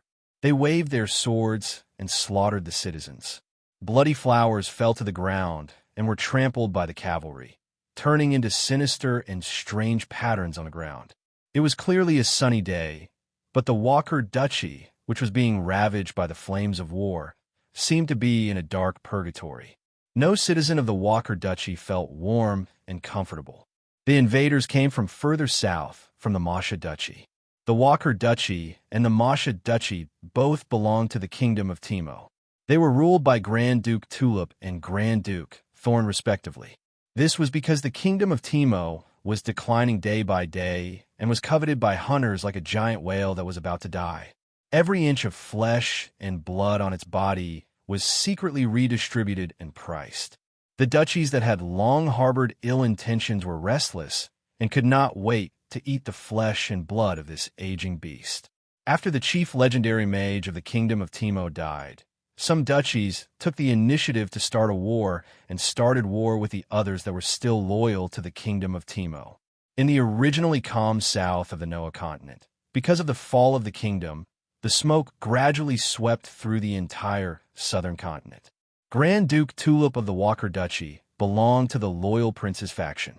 In the battle with the Masha Duchy, because the other party had invited the help of a red dragon, he was no match for the other party on the high-level battlefield and fell into a disadvantage.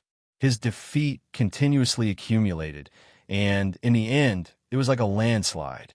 Today, his city capital was directly broken. A 1,000-man team of Masha cavalry stepped through the streets and gradually approached the castle of Grand Duke Tulip under the lead of 2 high-level mages. However, before they could take the initiative to attack, an old mage surrounded by fiery red elemental spiritual light rushed into the sky with a duo of man and woman who were filled with panic and fear. The Seal the Sky spell that he had set up in advance did not work on the old mage. The 2 high-level mages of the duchy immediately cast spells to pursue. Between chasing and escaping, the few of them gradually entered the north. After nearly a month of sporadic snow, the feather-like snow fell from the sky with the whistling cold wind. It was bone-chilling, and the visibility had decreased to a point where it was difficult to distinguish between humans and animals more than a meter away. In such weather, most creatures of the northern ice fields would choose to stay in their nests. After the snow decreased, they would go out to hunt. Unless the stored heat was about to be exhausted and he was unbearably hungry, he would not choose to risk leaving his cave in such bad weather. Somewhere in the northern ice fields, at the location of a meandering ice river. The surface of the ice river that had always been flowing slowly in the past was now covered in a thick layer of ice because of the sudden drop in temperature. The terror lizards that were heavy enough to weigh a few tons ran on it. Around the ice river was a simple building complex. Most of the northern ice spirits had happy expressions as they played in the snowstorm. To them, this weather was their favorite. A large number of gathered water elements nourished their bodies made of ice crystals, allowing them to become stronger. Their unique visual perception could penetrate the obstruction of the snow and become their advantage. Beside the house of the northern ice spirit, there were simple sheds built. The terror lizards and the white hounds were resting inside. The white hound was an ice-type magical creature and was not afraid of low temperatures, but the terror lizard was fire-type. The power of the fire element flowed in its body. In such weather, they were all sleepy and did not have any energy. Fortunately, because the lord of this place was sleeping, There was no need to form a hunting team to go out. 2 days later, in the calm ice river domain, all the northern ice spirits who were enjoying the cold temperature in the blizzard suddenly froze. Then, they turned around in unison and looked at a certain part of the river that was sealed in ice with reverence on their faces. The sleeping terror lizards opened their eyes in confusion. The white hounds howled excitedly. In the dragon's nest, a white beast covered in pure ice armor moved slightly. Its eyelids trembled as it slowly opened, revealing a pair of resplendent platinum dragon eyes. A terrifying dragon's might erupted from the white beast and swept through the space like a hurricane. The surrounding creatures enveloped by the dragon's might froze and could not move for a moment. After a month of sleep, Garen woke up. He shook his head and chased away the last trace of sleepiness. The dragon eyes that had recovered their clarity swept through the surrounding environment. The dragon nest that used to be empty seemed to have shrunk greatly today and become narrow. Garen felt that when he stood up, he could almost touch the ice crystal above his head. This was not because the dragon nest had become smaller. Instead, he had become larger. With the help of the ice crystal reflection on the wall of the dragon's nest, Garen saw his current appearance. There were pure white scales that were like mirrors, mysterious black scales that were embedded in the neck, sharp dragon claws, wide wings with clear fascia, and 4 curved dragon horns. Dragon horns? Garen was slightly stunned and discovered the difference. His appearance did not change much, but his scales had become even more outstanding. There were many spikes on his face armor and dragon arm and tail, and the greatest change was that dragon horns had grown on his head. Garen raised his dragon claw and touched the dragon horns on his head, his face revealing satisfaction. Although he was a dragon, what had always made Garen feel regretful was that he did not have dragon horns. Not only him, the dragon brothers and sisters, as well as the white dragon mother, did not have dragon horns. It was because white dragons did not have dragon horns. At this moment, 2 thick and outstanding white dragon horns stretched back along the dragon's eyebrows. The other 2 smaller dragon horns also stretched out next to these 2 horns and snaked back, constructing a mighty appearance together. At the same time, Garen sized up his current body size. He was surprised to discover that he had actually grown from 8 meters to 12 meters in one go this time. His body had entered the category of a large dragon. There was a very clear classification regarding the size of dragons. From 6 to 10 meters long, it was medium-sized. Within 10 to 18 meters, it was considered large. From 18 to 30 meters, it was considered huge. The white dragon mother was 16 meters long. Like Garen, she was in the range of a large dragon. Only a young white dragon could grow to a large size.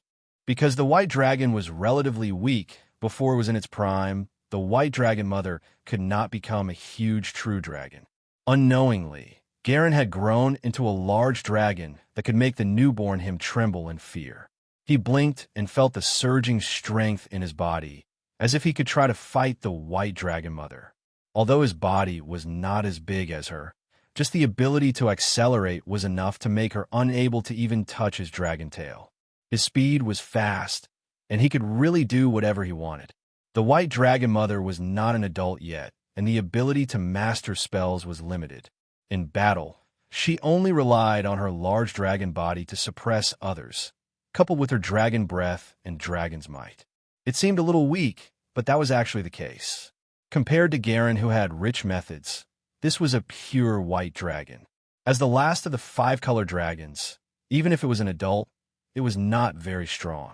Thinking of this, some evil thoughts arose in Garen's mind. To use a suitable sentence to describe it, yesterday, you ignored me. Today, you can't catch up to me.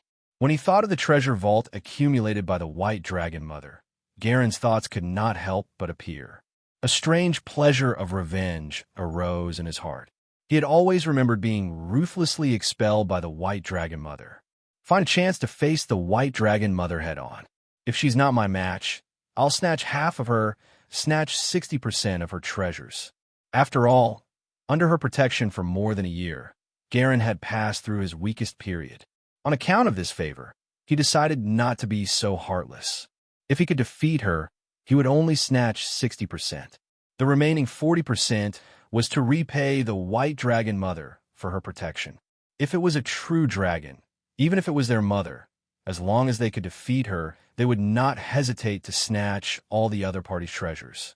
Putting the matter of snatching the White Dragon Mother's treasure behind him for the time being, Garen focused his attention on himself. This sleep seems to have changed me greatly. Could it be that I've passed the baby dragon stage and become a child dragon? Even in his sleep, Garen was still especially clear about the passage of time. He knew that only a month had passed, and he was still less than 2 years old. In terms of real time, he was considered a baby dragon. However, Garen could not figure out the exact flow of time on his body.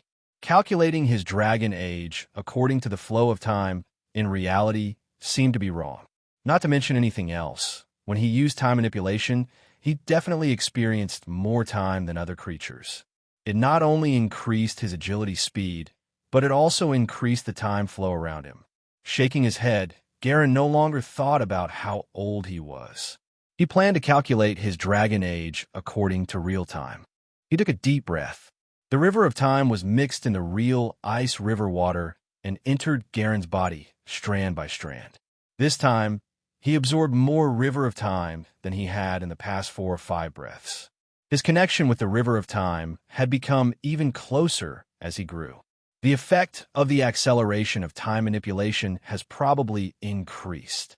Garen was not in a hurry to leave the dragon's nest and silently explored his abilities after growing up. Dragons did not directly learn their new abilities after waking up from their sleep. Instead, they needed a period of time to figure out their own state before they could completely master the power they had grown up with. In the dragon's nest, Garen excitedly began to study himself. He liked this process of gradually lifting the veil of the unknown and seeing the truth bit by bit. A day later, on the surface of the frozen ice river, the snowstorm still continued to fall, adding to the thickness of the snow on the surface of the ice river. If the blizzard weather continued, this snow would slowly turn into thicker ice. Suddenly, the sound of the river flowing could be heard through the ice. Crack, crack, crack.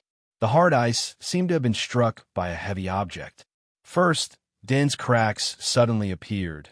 Then with a cracking sound, it shattered in an instant, and the ice and river water splashed everywhere.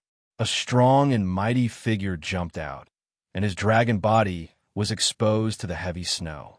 The snowflakes swirled and landed on Garen's scales, but they could not stick to his body and quickly slid down.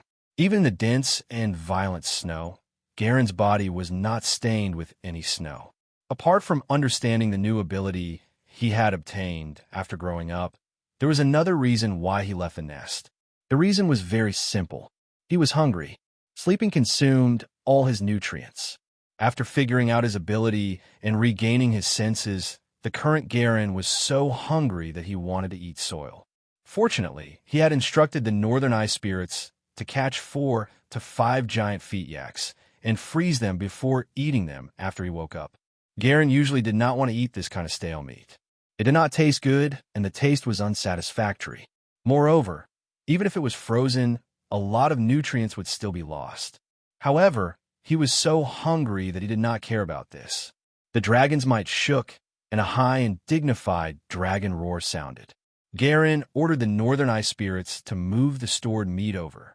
When they saw Garen's brand new appearance, the northern ice spirits revealed shocked expressions, and the reverence in their eyes became stronger. The reputation of a true dragon had always been thunderous among all intelligent creatures. There were many legends about them, but the northern ice spirits had never heard of a true dragon that grew as quickly as their lord, especially a white dragon. Their master was powerful. This was also something worth celebrating for the servants, especially the dragon blood servants. The strength and potential of the dragon blood creatures would increase with their master.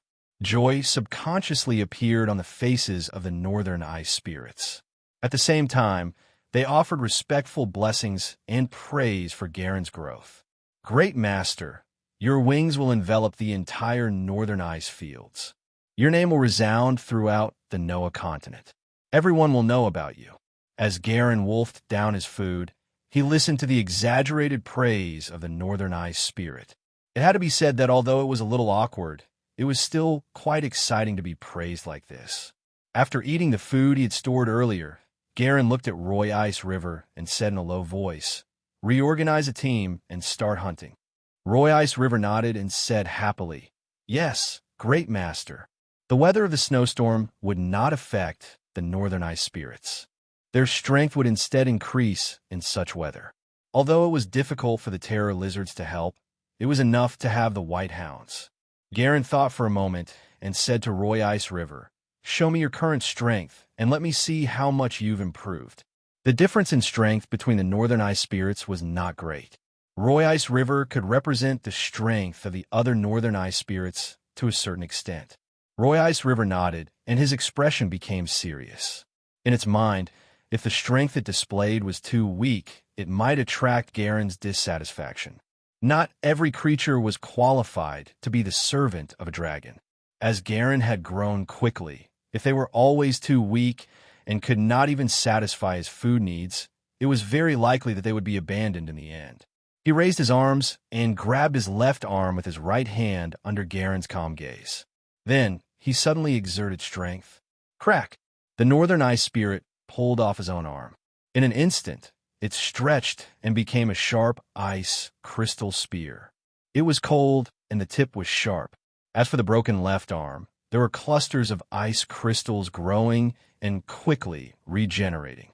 However, the color looked slightly dull, and the hardness was inferior to other body parts. Immediately after, Roy Ice River held an ice crystal spear and charged at Garen. On the way, he waved his ice crystal spear at the same time, triggering the surrounding elemental power and forming a storm of ice needles. Hundreds of ice needles enveloped Garen, and Roy Ice River followed closely behind. Garen's eyes revealed a trace of surprise. He had not paid much attention to the change in the strength of the northern ice spirit. At this moment, the other party had completely displayed it. Compared to the weak ice dagger previously, it was countless times stronger. Bang! Bang! Bang! Bang! The ice needle storms landed on Garen's body and shattered, not leaving a trace. At the same time, Roy Ice River shouted and raised his arm like a bow. The ice crystal spear stabbed at Garen with a strong wind, but he stretched out his dragon claw and blocked it. Crack! With a crisp sound, the tip of the ice crystal spear cracked, but it did not directly break. Roy Ice River felt that he had stabbed an iron wall and could not advance no matter how hard he tried. Moreover, dense cracks appeared on his arm because of the huge recoil. "Master, this is already my strongest attack." Roy Ice River put down the ice crystal spear. His expression was slightly dim as he spoke to Garen nervously. Garen raised his hand and saw a small white dot on the dragon claw scale. He recalled the elemental fluctuations brought about by the ice needle storm and felt that Roy Ice River's strength had probably reached the level of a Tier 2 elementary mage. However, there was still room for improvement. True intelligent elemental life forms were not weaker than intermediate mages.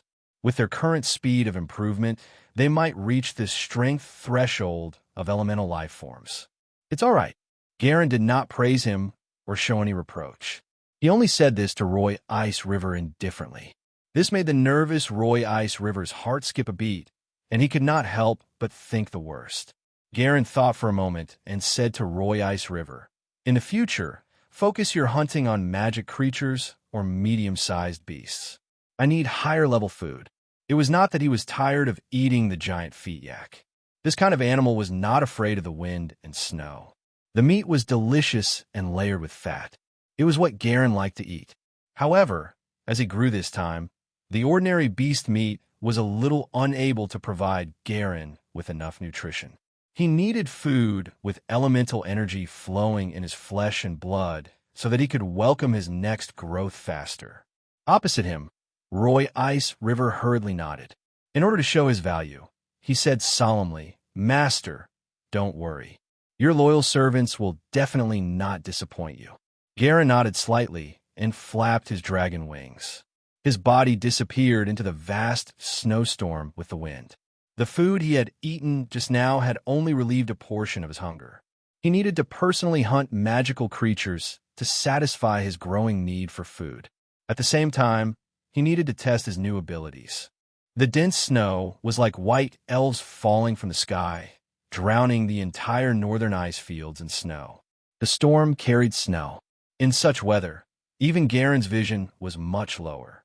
He had no choice but to fly hundreds of meters in the air and stare at the snow in the sky to find suitable prey. At this moment, he did not use his naked eye to directly find his prey. Instead, he used the detection spiritual light. For most magical creatures, if they did not have some natural camouflage ability, the elemental energy flowing in their blood would be observed by spellcasters in the form of spiritual light. Some mages would determine the strength of the other party through the strength of the spiritual light and decide whether to fight or dodge. Of course, this method was only for reference. Any magical creature with a little disguise ability could converge their spiritual light within a certain range. For example, because of the powerful anti-magic effect of the dragon scales, ordinary detection spells could not see the elemental spiritual light in the body of a true dragon. Coupled with the fact that true dragons had long-range vision and stronger biological perception, generally speaking, when one discovered the existence of a dragon, it also meant that they had already been noticed. In fact, because of the diversity of creatures, magical creatures would show spiritual light that was far stronger than their strength to scare away enemies. Back to the topic, in the blizzard-ridden northern ice fields, if Garen wanted to find traces of magical creatures in a vast world, using the detection spiritual light was the best choice. However, in such weather, even magical creatures would not move around casually. Most of them would stay in their nests. If the nest was deep and thick enough, the detection would also be useless. Because there were more creatures than in the south and more prey, Garen was flying south. Garen felt that, with his current strength, as long as he did not court death and provoke a legendary mage, he could almost do whatever he wanted on the continent. After all, dragons were the creatures at the top of the food chain. He was gradually mastering the true ability of the time dragon. Moreover, although white dragons had always been called the shame of the five-color dragons, that was compared to other true dragons. Adult white dragons were magical creatures that could dominate the continent. Not many people wanted to provoke an adult dragon, no matter the type. Garen's current body had already reached the level of the young white dragon. Moreover, he knew all the spell-like abilities that the young white dragon could master. He was no different from ordinary young white dragons. The most different thing was that he still had the true identity of a time dragon. His overall strength was already enough to step out of the northern ice fields and wreak havoc. However, he felt that there was no need. As long as the northern ice fields could satisfy his food needs, he would not leave here easily. With the help of the violent cold wind, Garen used his stamina-saving gliding flight. His dragon wings felt the strong wind and made a slight sound. He lowered his head and looked down at the white world. His platinum dragon eyes carefully searched every inch of the ground below, wanting to find suitable prey. The further south he went, the higher the temperature became. Moreover, the intensity of the snowstorm decreased. Garen had already seen many ordinary beasts, including some large beasts. He even saw a few ferocious beasts. The so-called ferocious beasts did not have any spell abilities, but were special beasts that mutated under the nourishment of elemental power and usually had extremely powerful bodies. Most of them were large creatures that could unleash the ability of their race to the limit. Every ferocious beast was a terrifying hunter. Garen was not interested in hunting the ferocious beasts. These guys all had extremely sharp senses. Their biological instincts were powerful, causing them to be very troublesome to hunt. Most importantly, the gains after a successful hunt were not good. The flesh and blood of a ferocious beast did not contain elemental energy, so the effect of eating it was not stronger than a few giant feet yak. Before long, Garen passed by the head of a ferocious tiger. This snow-white ferocious beast that was 10 meters long raised its head and glanced at Garen. Its body arched warily, and its four limbs grabbed the ground, ready to attack. Silver ether tiger of the northern ice fields.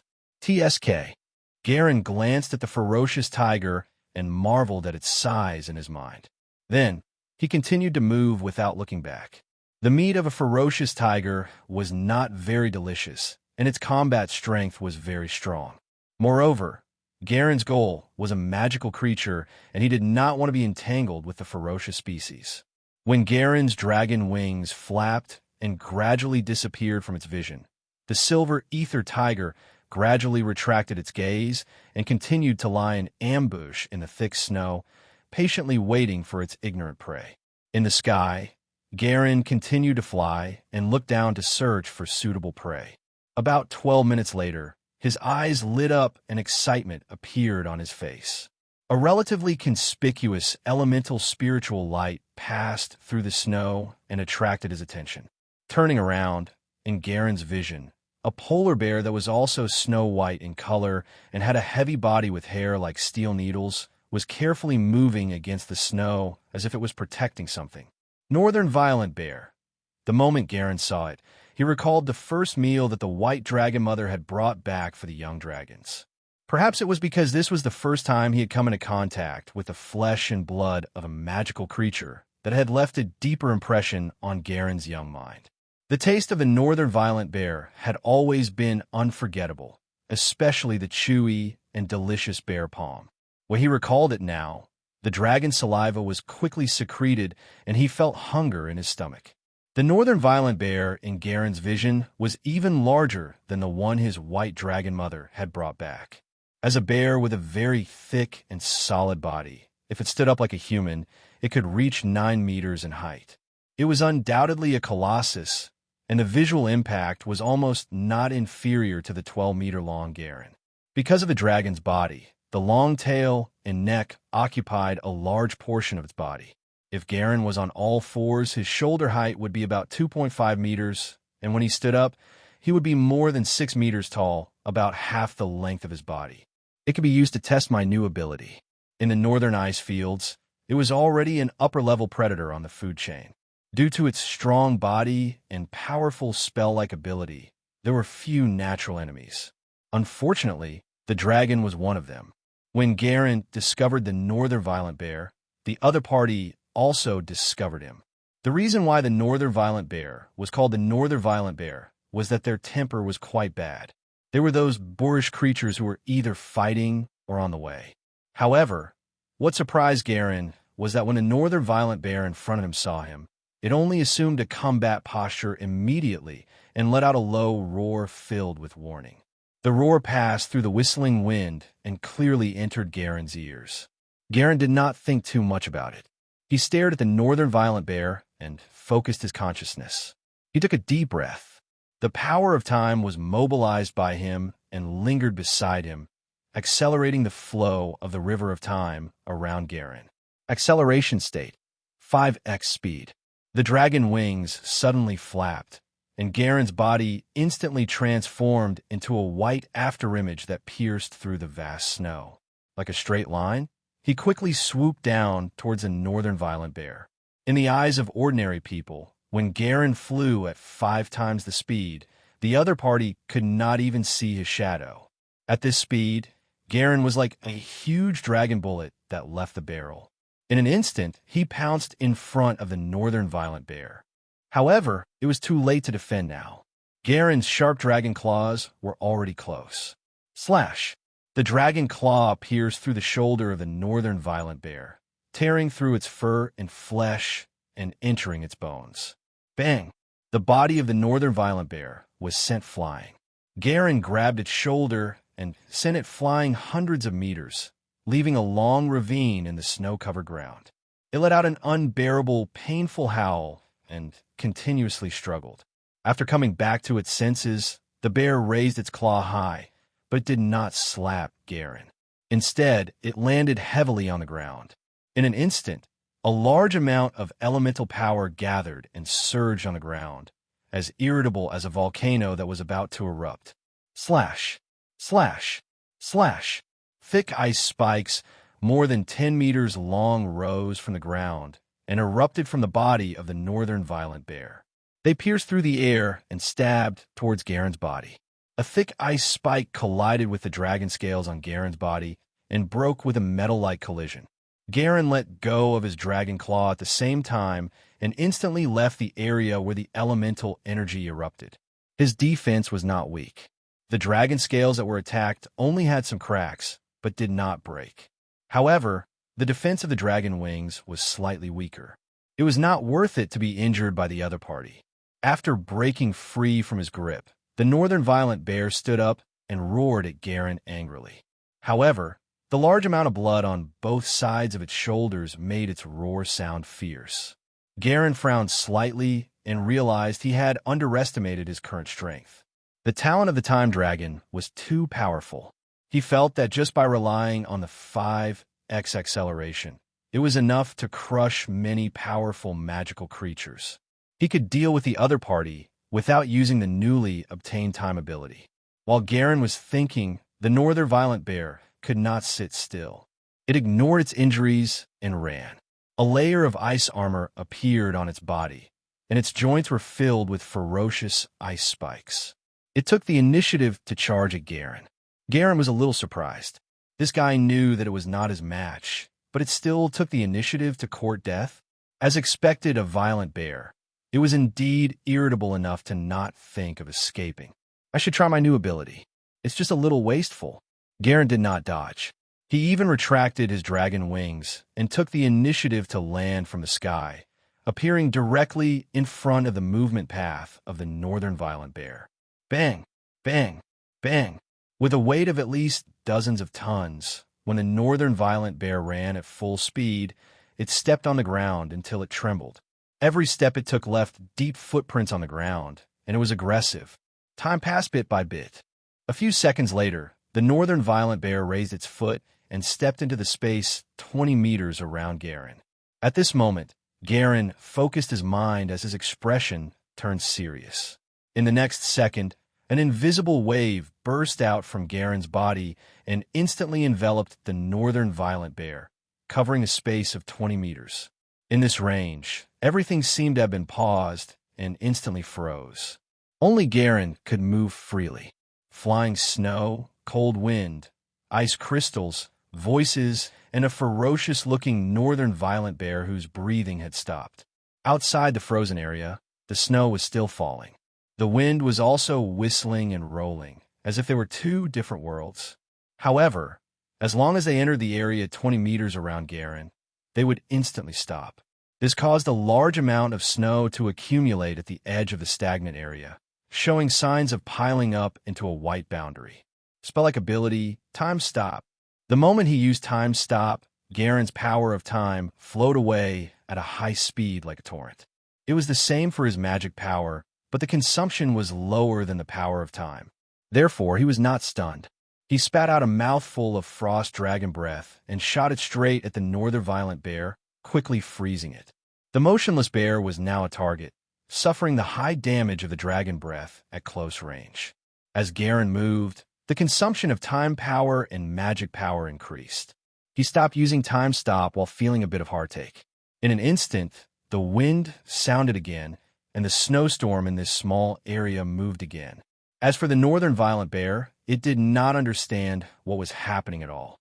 Its life aura had already weakened to the point of freezing, and it lost the ability to think in the ice crystal. Soon it died. Such a death was not painful. After all, its consciousness was still at the moment when it approached Garen. I'm about 2 years old. The range of influence of Time Stop is 20 meters. It might increase every year by about 10 meters.